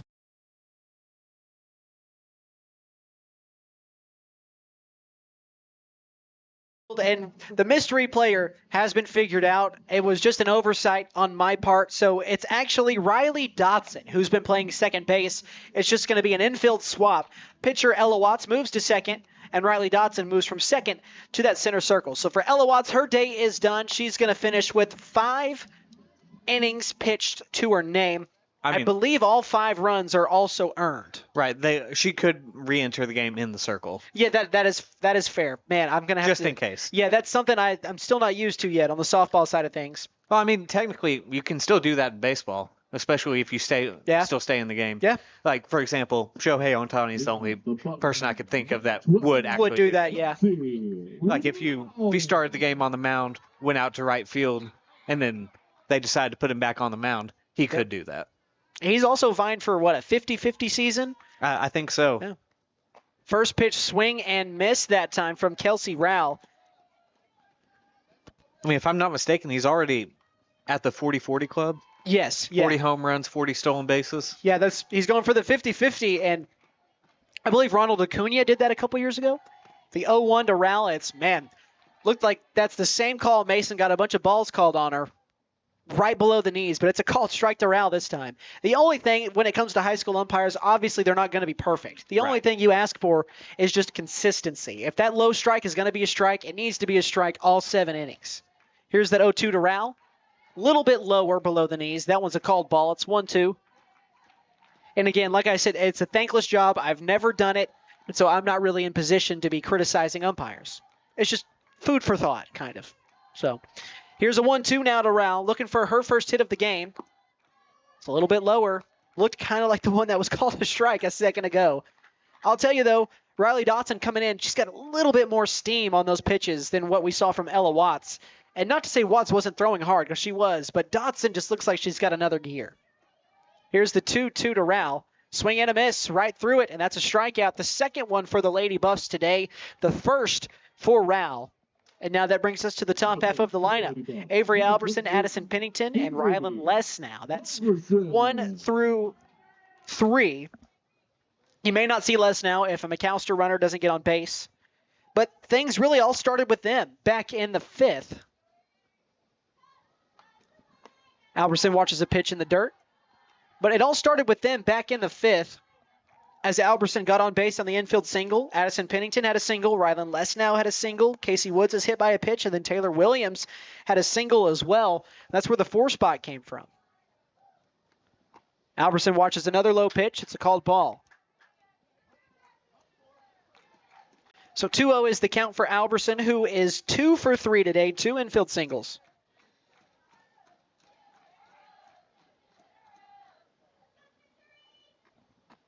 Swing and a miss that time from Alberson on the 2-0 count. It's 2-1. No one has touched Dotson yet. She's only seen 2 batters. There's only been 3 swings, but all have been whiffs. So here's the 2-1 from Dotson with 1 out. Another whiff, a swing and a miss from Alberson. Man, I'll tell you, she throws it. She throws it pretty hard, not to state the obvious. It sounded like our crowd mic cut out for a second, so I'm glad that we're back. So a 2-2 now. That one is, just a half swing, and it finds the open spot down the right field line for Avery Alberson. She's going from first over to second. That's going to be a double. Her first of the season. And that's one of those things that you mentioned earlier, Nate. That's kind of like the softball gods, or like that inside joke you've not been a part of. Coming around for McAlester this game, a half swing, but finds the one open spot right on the fair side of that first base line. Because, you know, earlier this season, that would have just been a straight pop-up to the catcher. Either that or it would have landed foul. Yeah. Or it would have carried on into the right field. It's just they weren't getting those bounces, and now they are. And so far they're up 5-2. Swing and a miss from Pennington. And like we said that whole time, it was only a matter of time for when those were going to start falling from McAlester, not if. That's just the way stickball works, baseball or softball. Sooner or later, it's got to fall. The 0-1, Pennington fouls it off towards this way. It's kind of like basketball. You know, you can only miss so many shots before they just eventually start to fall for you. They will eventually go in. Unless you're the Houston Rockets against the Golden State Warriors in Game 7 with Chris Paul. Actually, no, Chris Paul didn't play in that game. Yeah, no. James Harden, Trevor Ariza, P.J. Tucker. What was it, 27 straight misses? I think it was a record. Yeah, I don't think they made a 3 that game. Brutal. Here's the 0-2 to Pennington. Ducks a little bit to get the benefit of the ball call, and she does. So it's 1-2. Especially in this day and age, no 3s in a game. I know. That's unheard of. And what's crazy is that it doesn't feel like that long ago, but I believe that was pre-COVID. So 2019, 2018, God, it feels like forever ago. Here's the 1-2. Pennington fouls another one off to stay alive. I mean, that basically was a lifetime ago at this point. I know that was before the Russell Westbrook, Chris Paul trade as well, and now Russell's on his fifth team. He went from OKC, there's one, to Houston, to Washington, to the Lakers. To the Clippers. Well, he went to the Lakers first and then to the Clippers, and now he's with the Nuggets. Yep. Sixth team. So Pennington has a pitch over her head. It's 2-2 now. Wait, was that 6 or was that 5? Thunder, Rockets. Both LA teams. Wizards, both LA teams. Okay, 4, 5, yeah, 6. yeah, okay. Yeah. Gosh, that's crazy. I don't know who I was missing in my head. If you would have told me that back in, 18, 19, before he was traded, I don't know if I would have believed you. I wouldn't have. If you said 2024, he was going to be starting for his sixth team in the Denver Nuggets. The 2-2, Pennington again stays alive, fouls another one off. We need him back. I miss him. But the Thunder in a great spot right now. Yeah. Picked by a lot of teams to finish in the top half of the West. Wasn't really the same last year. No, not quite. And they ended up finishing with the best record in the Western Conference. Now, went out in the second round to the team that eventually went on to the finals and who would lose to the Celtics. The 2-2 to Pennington, man, just out ahead of it. No, they're going to say she fouled it off. Staying alive. Pennington seeing a lot of pitches from Dotson. And whether or not she gets on base here, you've done your job. You've tired out the pitcher. I can imagine she's a little irritated that she's not gotten her out yet. Just speaking from past experience back, 10 plus years ago when I was a pitcher. But here's the 2-2 to Pennington. Stays alive once again. Fouls it off. I believe that's the fifth fouled ball this at bat. And Pennington, she's a fighter. And like you said, may have frustrated the pitcher, but you're also getting your teammates to see this pitcher. Yeah. Who they have, I'm guessing they haven't seen. Yeah, that's exactly right. You're just giving them plenty more looks. Here's the 2-2 to Pennington. She hits that one off the inside of the bat, just over the head of the first baseman, and it just falls on the foul side of that first base line. Almost, if that would have been on the fair side, that would have fallen. Right, and that would have scored a run. That close. That close. But that's why getting those 4 runs, taking that lead is so much more important here, so you're not hinging on those moments like that. It's 5-2. McAlester leads it by 3 here. 1 out, runner on second base. Pennington fouls off another pitch. The 7th foul ball this at bat.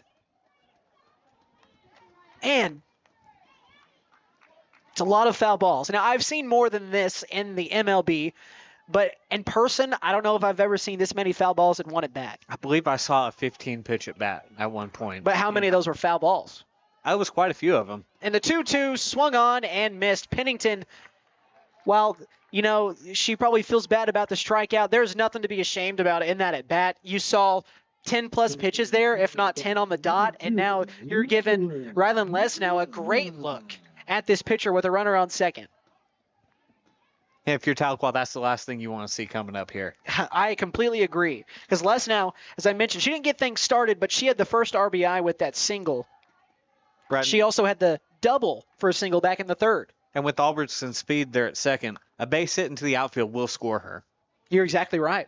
These outfielders are playing deep, so I think a ground ball also would as well. They know the kind of power that Lesnow has. Man, loaded up on that first pitch, fouled it backwards, just a bit behind it. She was trying not to have to worry whether she was going to score or not. Or she could have walked home. She definitely could have. So you mentioned Avery Albertson over there on second base.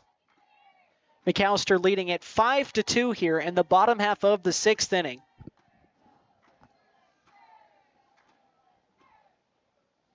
Dotson loads up the delivery just outside off the plate and a little bit low. So 1-1 now to Lesnow. Not a bad spot if you're the pitcher there. No, that's really not a bad spot to miss. Especially, you can definitely get a swing there because it's close enough. Here's the 1-1 now from Riley Dotson. Man, called strike. Really good spot. Just below the wrists. And the thing is, now there's nothing 1-2. you can do with that pitch. Oh, it's a hard pitch to hit.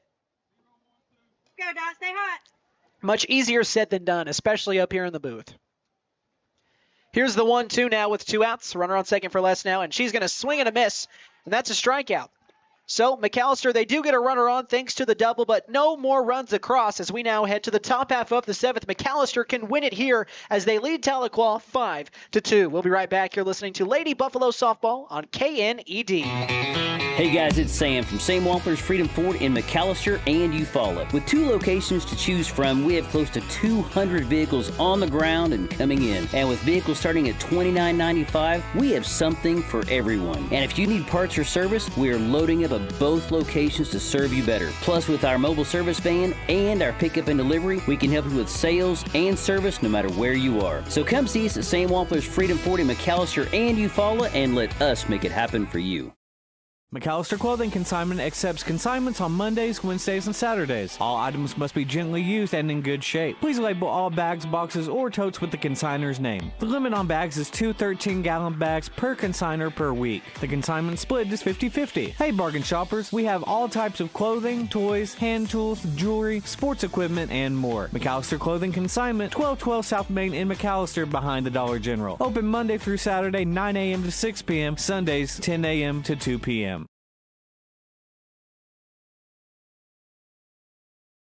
Mike Deak Field here in McAlester, where the Lady Buffaloes can close out their first win of the season, just 3 outs away as they lead the Tahlequah Tigers 5-2.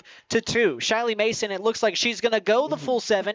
This is barring it doesn't go into extra innings, and if it does, we'll see if she is pitching there, but hopefully we don't even get to that point. As they lead it by 3 runs, they've given up 1 in the top of the 2nd and in the top of the 6th.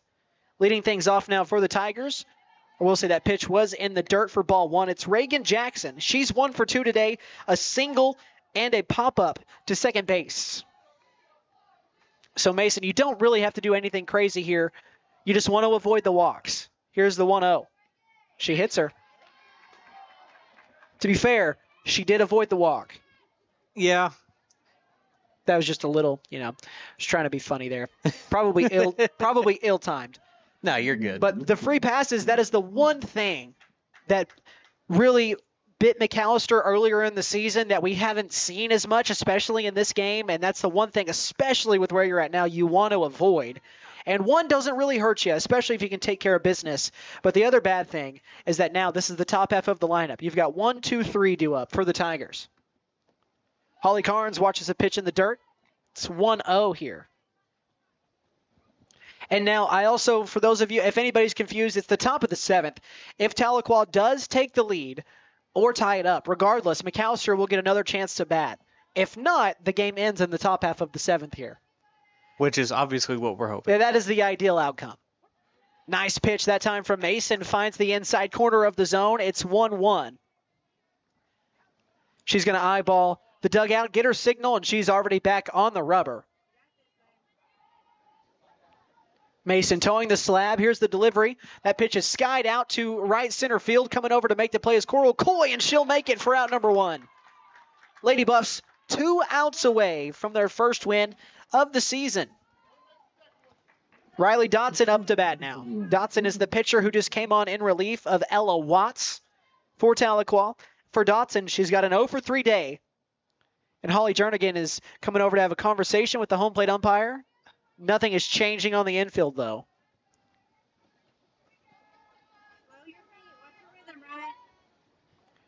So play will resume. 1 out here. Trying to get the last 2. You've got a runner on first for Tahlequah. Here's the delivery from Mason. Dotson hits one right on the barrel down the left field line, but falls foul. And thankfully, because that would have been down for at least a single. And that would have pushed the runner potentially home. 3rd at the very least. Right. And then it's up to the discrepancy, I beg your pardon, of the third base coach. And then you never know what could have happened. But a runner on first. Count is 0-1 to Dotson. Called ball. It's 1-1 now. And I don't want to get back on that soapbox. I don't have a problem with that being a ball, but that has been a strike at other points in this game. It has. And I think Holly Jernigan might be talking to the home plate umpire about it. I'm not quite sure. He looks irritated talking over to the home side dugout. So maybe thinking the same thing I was thinking. Yeah. Now, it's just speculation. I do not know, but he looked a little irritated. So, again, I could be wrong. I'm speculating, but that call that was just called a ball has been a strike more often than not in this game. But it's only 1-1 here. So Mason can work past that. Here is the 1-1 to Dotson. She hits a liner, man, that just falls on the fair side of the third base line. That's going to be a single. Runners move up 60 feet. You've got one on first and second now. So the game-tying run is coming up to home plate. To the plate, number 20, Amelia Miller. So Riley Dotson, she moves over to first. Reagan Jackson at second. Dotson, that's her first hit. She's 1 for 4 now. Amelia Miller will step up. She is 0 for 1 today. She's been hit by a pitch, and she's walked, and she scored back in the 6th. She was the lone run that was scored in that 6th inning. Here's the first pitch from Mason. It's a called strike. It's a beautiful pitch for strike 1. And this is where it's extremely important, getting up ahead in the count early. I know I talk about it earlier in the games and what have you, but right now this is a very big spot for her. It is crucial. Probably the biggest spot of the season for her. And finds another spot. 0-2. Mason trying to throw the runner out at first. I like the heads-up play there, but Dotson was almost back and then just stepped on. So it's 0-2. Mason can go pretty much anywhere here. You've got 4 balls to work with. Let's see what head coach Holly Jernigan and the company decide from over there. Here's the 0-2. Goes out of the glove of the catcher. It's a ball, but that allows the runners to advance to second and third. That's also something you can't have happen at this time. And now, the reason for that, you no longer have a double play in order, and any ball in play is likely going to push at least 1 run home. I would assume they're sending a runner home from third on any kind of impact here. It just kind of depends. Any hard hit ball for McAlester on the infield would be ideal if it's right at somebody, especially if they send that runner from third home. I would just say, if you're an infielder, when you grab that ball, just look and see what they're doing at third. Here's the 1-2, and that one is hit hard. That's going to find a gap. That's going to take 1, 2 bounces, and hit the wall. 2 runs are going to score, and the runner is standing up at second base. So Reagan Jackson comes in to score, and so does Riley Dotson. And Amelia Miller has a stand-up double with 2 RBIs.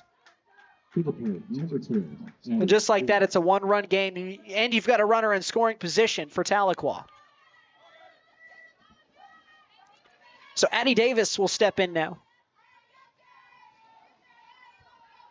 So now I'll ask this after this pitch. Called strike, it's 0-1. Now, if you take away that pass ball, I still think maybe both runners score. Yeah. Especially with Miller ending up on second base. So I don't know how much that made a difference.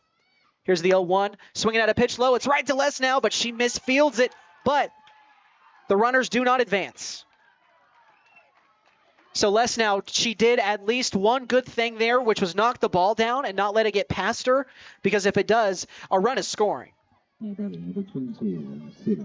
So now, again, as much as you would have liked the play to be made there, that doesn't hurt you too bad. Because now you've got a force at every bag besides home plate. And that ball, that was just a hardly hit ball. That's a tough play to make, and that's an infield single. It just kind of ate her up on the hop. First pitch ball now to Saida Alley, who walked her last time up. She is 1 for 2 today with a single, a fly out, and a walk.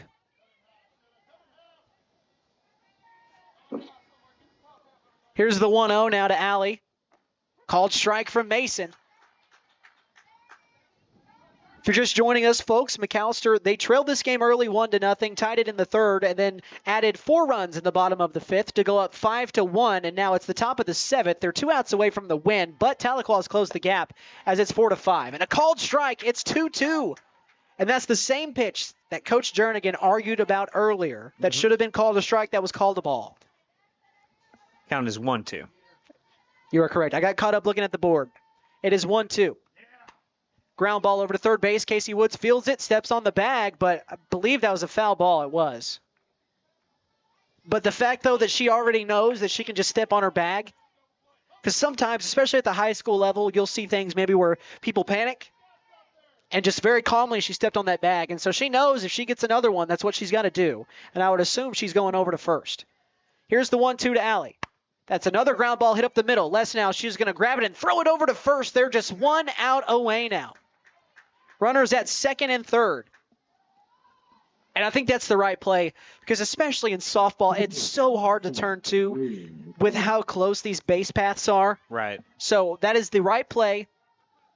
And even especially with the jump, the runner got from second going to third. So even if Lesnow, say she had gone to second there, even after the turn, and say she doesn't get the runner out at first, that runner's likely taking second anyway on the next pitch. Yeah. So I agree with you there. So you get the out, and you can't complain about that. You got an out there. You get the out. You focus on the one batter you've got ahead of you. First pitch swinging. It's going to be a base hit, and one run is going to score, and the second's going to come around, and Tahlequah is taking the lead. So Amelia Miller and Addie Davis both come around, and the Tigers are on top for the first time, or for the second time today.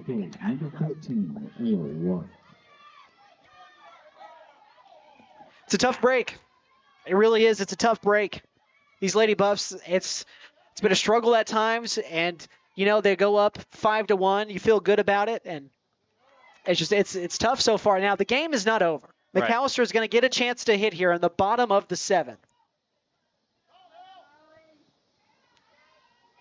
But you feel a little deflated. It's hard not to. Ella Watts end the bat. She's taken 2 balls so far. But for Tahlequah, you can't really ask for anything more in this inning. They have competed every step of the way. When you come in down 4 runs, or 3 runs, I believe. That pitch was called a ball. 3-0. It's a bit low. I don't know. You tell me, Nate. You've got the camera angle. And that 3-0 is bounced in for a 4-pitch walk. So the outlook of this game has almost completely changed now.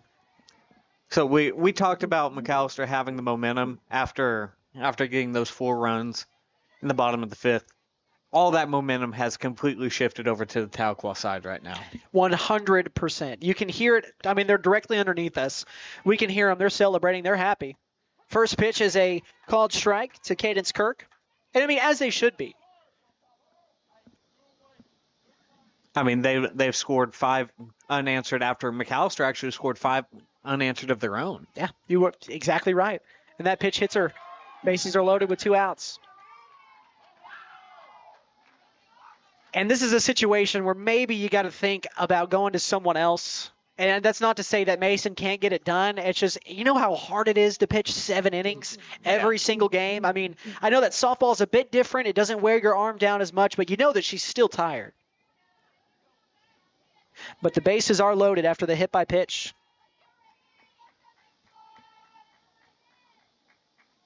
But I will say there is no activity currently in the McAlester bullpen. A pass ball is going to allow another run to score. So from 5-1 on a lead, it's now 7-5 on a deficit for McAlester. And Chase, we talked about in the pregame, we couldn't have what's happening right here, the big inning. There's always one, it seems, unfortunately. But they do have another chance to hit. That pitch is hit right back up to Mason, and she grabs it for out number 3. So unfortunately, the lead was squandered now. They trail at 7-5, but a chance to tie it and send it into extras or to get the walk-off win. We'll be right back as we head to the bottom half of the 7th. You're listening to Lady Buffalo Softball on KNED. McAlester Softball and Volleyball is being sponsored by Consignment Exchange, and I've been doing commercials for them since I was 8 years old. Here's the connection. My great-grandfather and grandmother started the business over 50 years ago. Now my Papa, Nana, and Aunt Cleora have continued. The idea was to give a place where folks could buy quality previously owned furniture, and now it's grown as a place where families who need to liquidate estates or simply have something they need to sell, Consignment Exchange is that place. At 9 years old, I came up with the tag of McAllister's favorite furniture store is Consignment, Highway 69 South, and it still is. Hey guys, it's Sam from Sam Wampler's Freedom Ford in McAlester and Eufaula. With 2 locations to choose from, we have close to 200 vehicles on the ground and coming in. And with vehicles starting at $29.95, we have something for everyone. And if you need parts or service, we are loading up at both locations to serve you better. Plus, with our mobile service van and our pickup and delivery, we can help you with sales and service no matter where you are. So come see us at Sam Wampler's Freedom Ford in McAlester and Eufaula and let us make it happen for you. Welcome back to Mike Deak Field here, bottom half of the 7th inning, and now things look a little bit differently. McAlester, they led it 5-2 at the start of the 7th inning. They now trail it 7-5. But now, as good a time as any to have one of your best offensive innings. It would be their second best to win. They only need 3 runs to win, but you don't have to look at that. They just need 2 to tie, and then you can send it into extra innings. First pitch, Casey Woods loading it up, and she's going to foul it off the inside part of her bat, 0-1. And now I think this was a great move by Tahlequah. This Riley Dotson girl they've got in, she has been almost untouchable so far. And she's not seen a lot of batters. I believe she's just seen, this is her 4th now that she's seen for McAlester. Right. So but she sat McAlester down 1-2-3 in the last inning. Exactly. Casey Woods takes a ball for a called strike.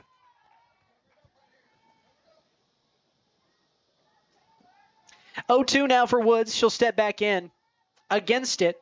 Going to have to choke up on the bat a little bit here. Maybe cram the plate a little bit more.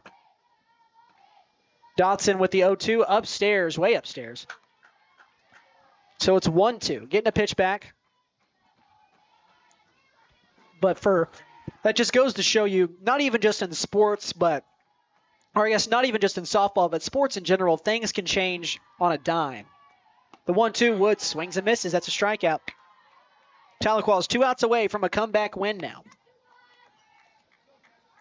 Also, for McAlester, they had done a really good job of not striking out. They did not strike out in the first 3 innings, and they didn't strike out in the 5th either. So 4 of these 6, now 7 innings, they had not struck out, but they struck out once in the 4th, 3 times in the 6th, and now once in the 7th. That's all Dotson has done since she entered. She struck out 4 of the 5 she's seen. First pitch strike to Taylor Williams. The other one was a double by Avery Alberson. That was the one that she kind of half swung that landed over here in front of us down that first base line. Here's the 0-1. Williams hits a ground ball over to the second baseman, Watson. She'll just underhand it for out number 2.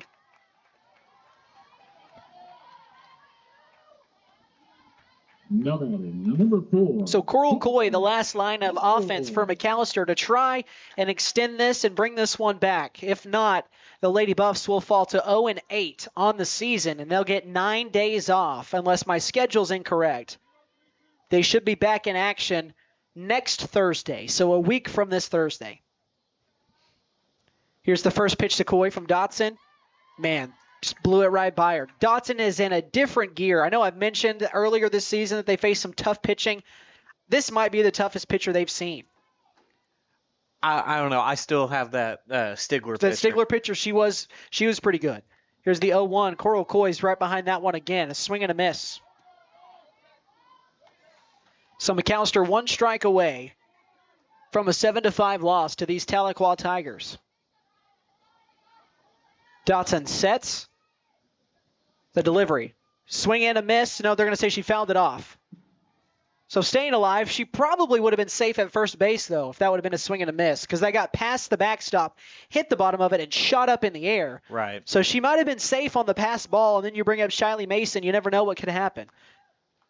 I will say that's one thing I'm glad we have that field mic out there. Yes. Because I barely heard it tip off the metal bat. 0-2, Coy hits a ground ball, a slow roller to second. Watson grabs it and tosses it over, and that's the game. McAlester falls in 7 innings to Tahlequah, 7-5.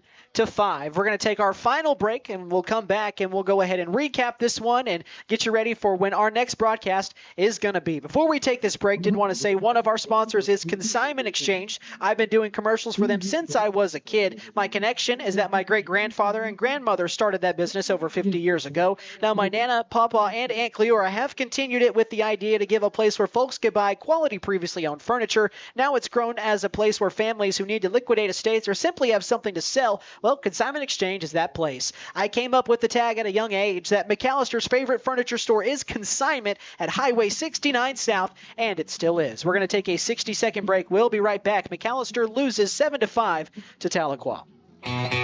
Hey guys, it's Sam from Sam Wampler's Freedom Ford in McAlester and Eufaula. With 2 locations to choose from, we have close to 200 vehicles on the ground and coming in. And with vehicles starting at $29.95, we have something for everyone. And if you need parts or service, we are loading up at both locations to serve you better. Plus, with our mobile service van and our pickup and delivery, we can help you with sales and service no matter where you are. So come see us at Sam Wampler's Freedom Ford in McAlester and Eufaula and let us make it happen for you.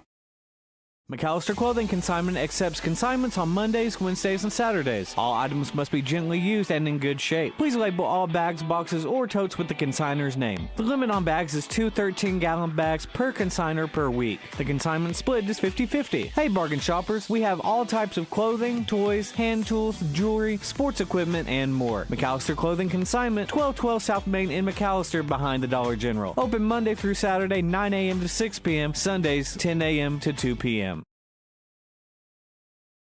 McAlester Softball and Volleyball is being sponsored by Consignment Exchange, and I've been doing commercials for them since I was 8 years old. Here's the connection. My great-grandfather and grandmother started the business over 50 years ago. Now my papa, Nana, and Aunt Cleora have continued. The idea was to give a place where folks could buy quality previously owned furniture, and now it's grown as a place where families who need to liquidate estates or simply have something they need to sell, Consignment Exchange is that place. At 9 years old, I came up with the tag of McAllister's favorite furniture store is Consignment. Welcome back to Mike Deak Field as McAlester falls 7-5 to the Tahlequah Tigers. Let's go ahead and just talk about it a little bit. McAlester, they took an early they trailed early 1-0. They tied it up 1-1 and then added a 4 spot at the bottom of the 5th to go up 5-1. Tahlequah, they tagged 1 run at the top of the 6th to make it 5-2, and then they put up a 4 spot at the top of the 7th, and that is where it became 7-5. So a 5 spot to make it 7-5, because 5 plus 2 is 7, not 4 plus 2. So McAlester, they fall to 0-8 on the season. Rylan Lesnow, she had a good game, had 2 hits, 2 RBIs as well. Let me just go through this a little bit. Addison Pennington had a couple hits, so did Avery Alberson as well. Taylor Williams grabbed a hit as well. It just, unfortunately, it wasn't in the cards for McAlester tonight, Nate, but it feels like we're going to get there sometime this season. Right. This is definitely not the team we saw on opening day. No. This is a team that will be getting their first win very soon. And unfortunately, it's not tonight. But as I mentioned, they've got 9 days off, and I believe we're back for that game on the 12th. Right. I believe it's against Durant, right? Yes, that is correct. That's a team they've already seen once this year, and so that'll be the second of 2 matchups against them unless they meet in the playoffs. But I just want to say thank you guys for joining us this evening right here on 98.3 KNED. Shout out to my man Nate Brown right over here, my color commentator, my camera guy as well, who brings you all the pretty much all the sights and sounds, as a lot of stuff doesn't happen without him. Also, Austin Wheat, our board op back at the station. Just wanted to send a shout out to both of you guys, and for myself, Chase McNutt. Thank you guys for listening. Also want to give a shout out our sponsors, Consignment Exchange, Sam Wampler's Freedom Ford, and McAlester Clothing Consignment. Enjoy the rest of your week. We'll be back with you on Friday when McAlester takes on Poto at 7 p.m. Have a good rest of your week. We'll send you right back to regular programming right here on KNED.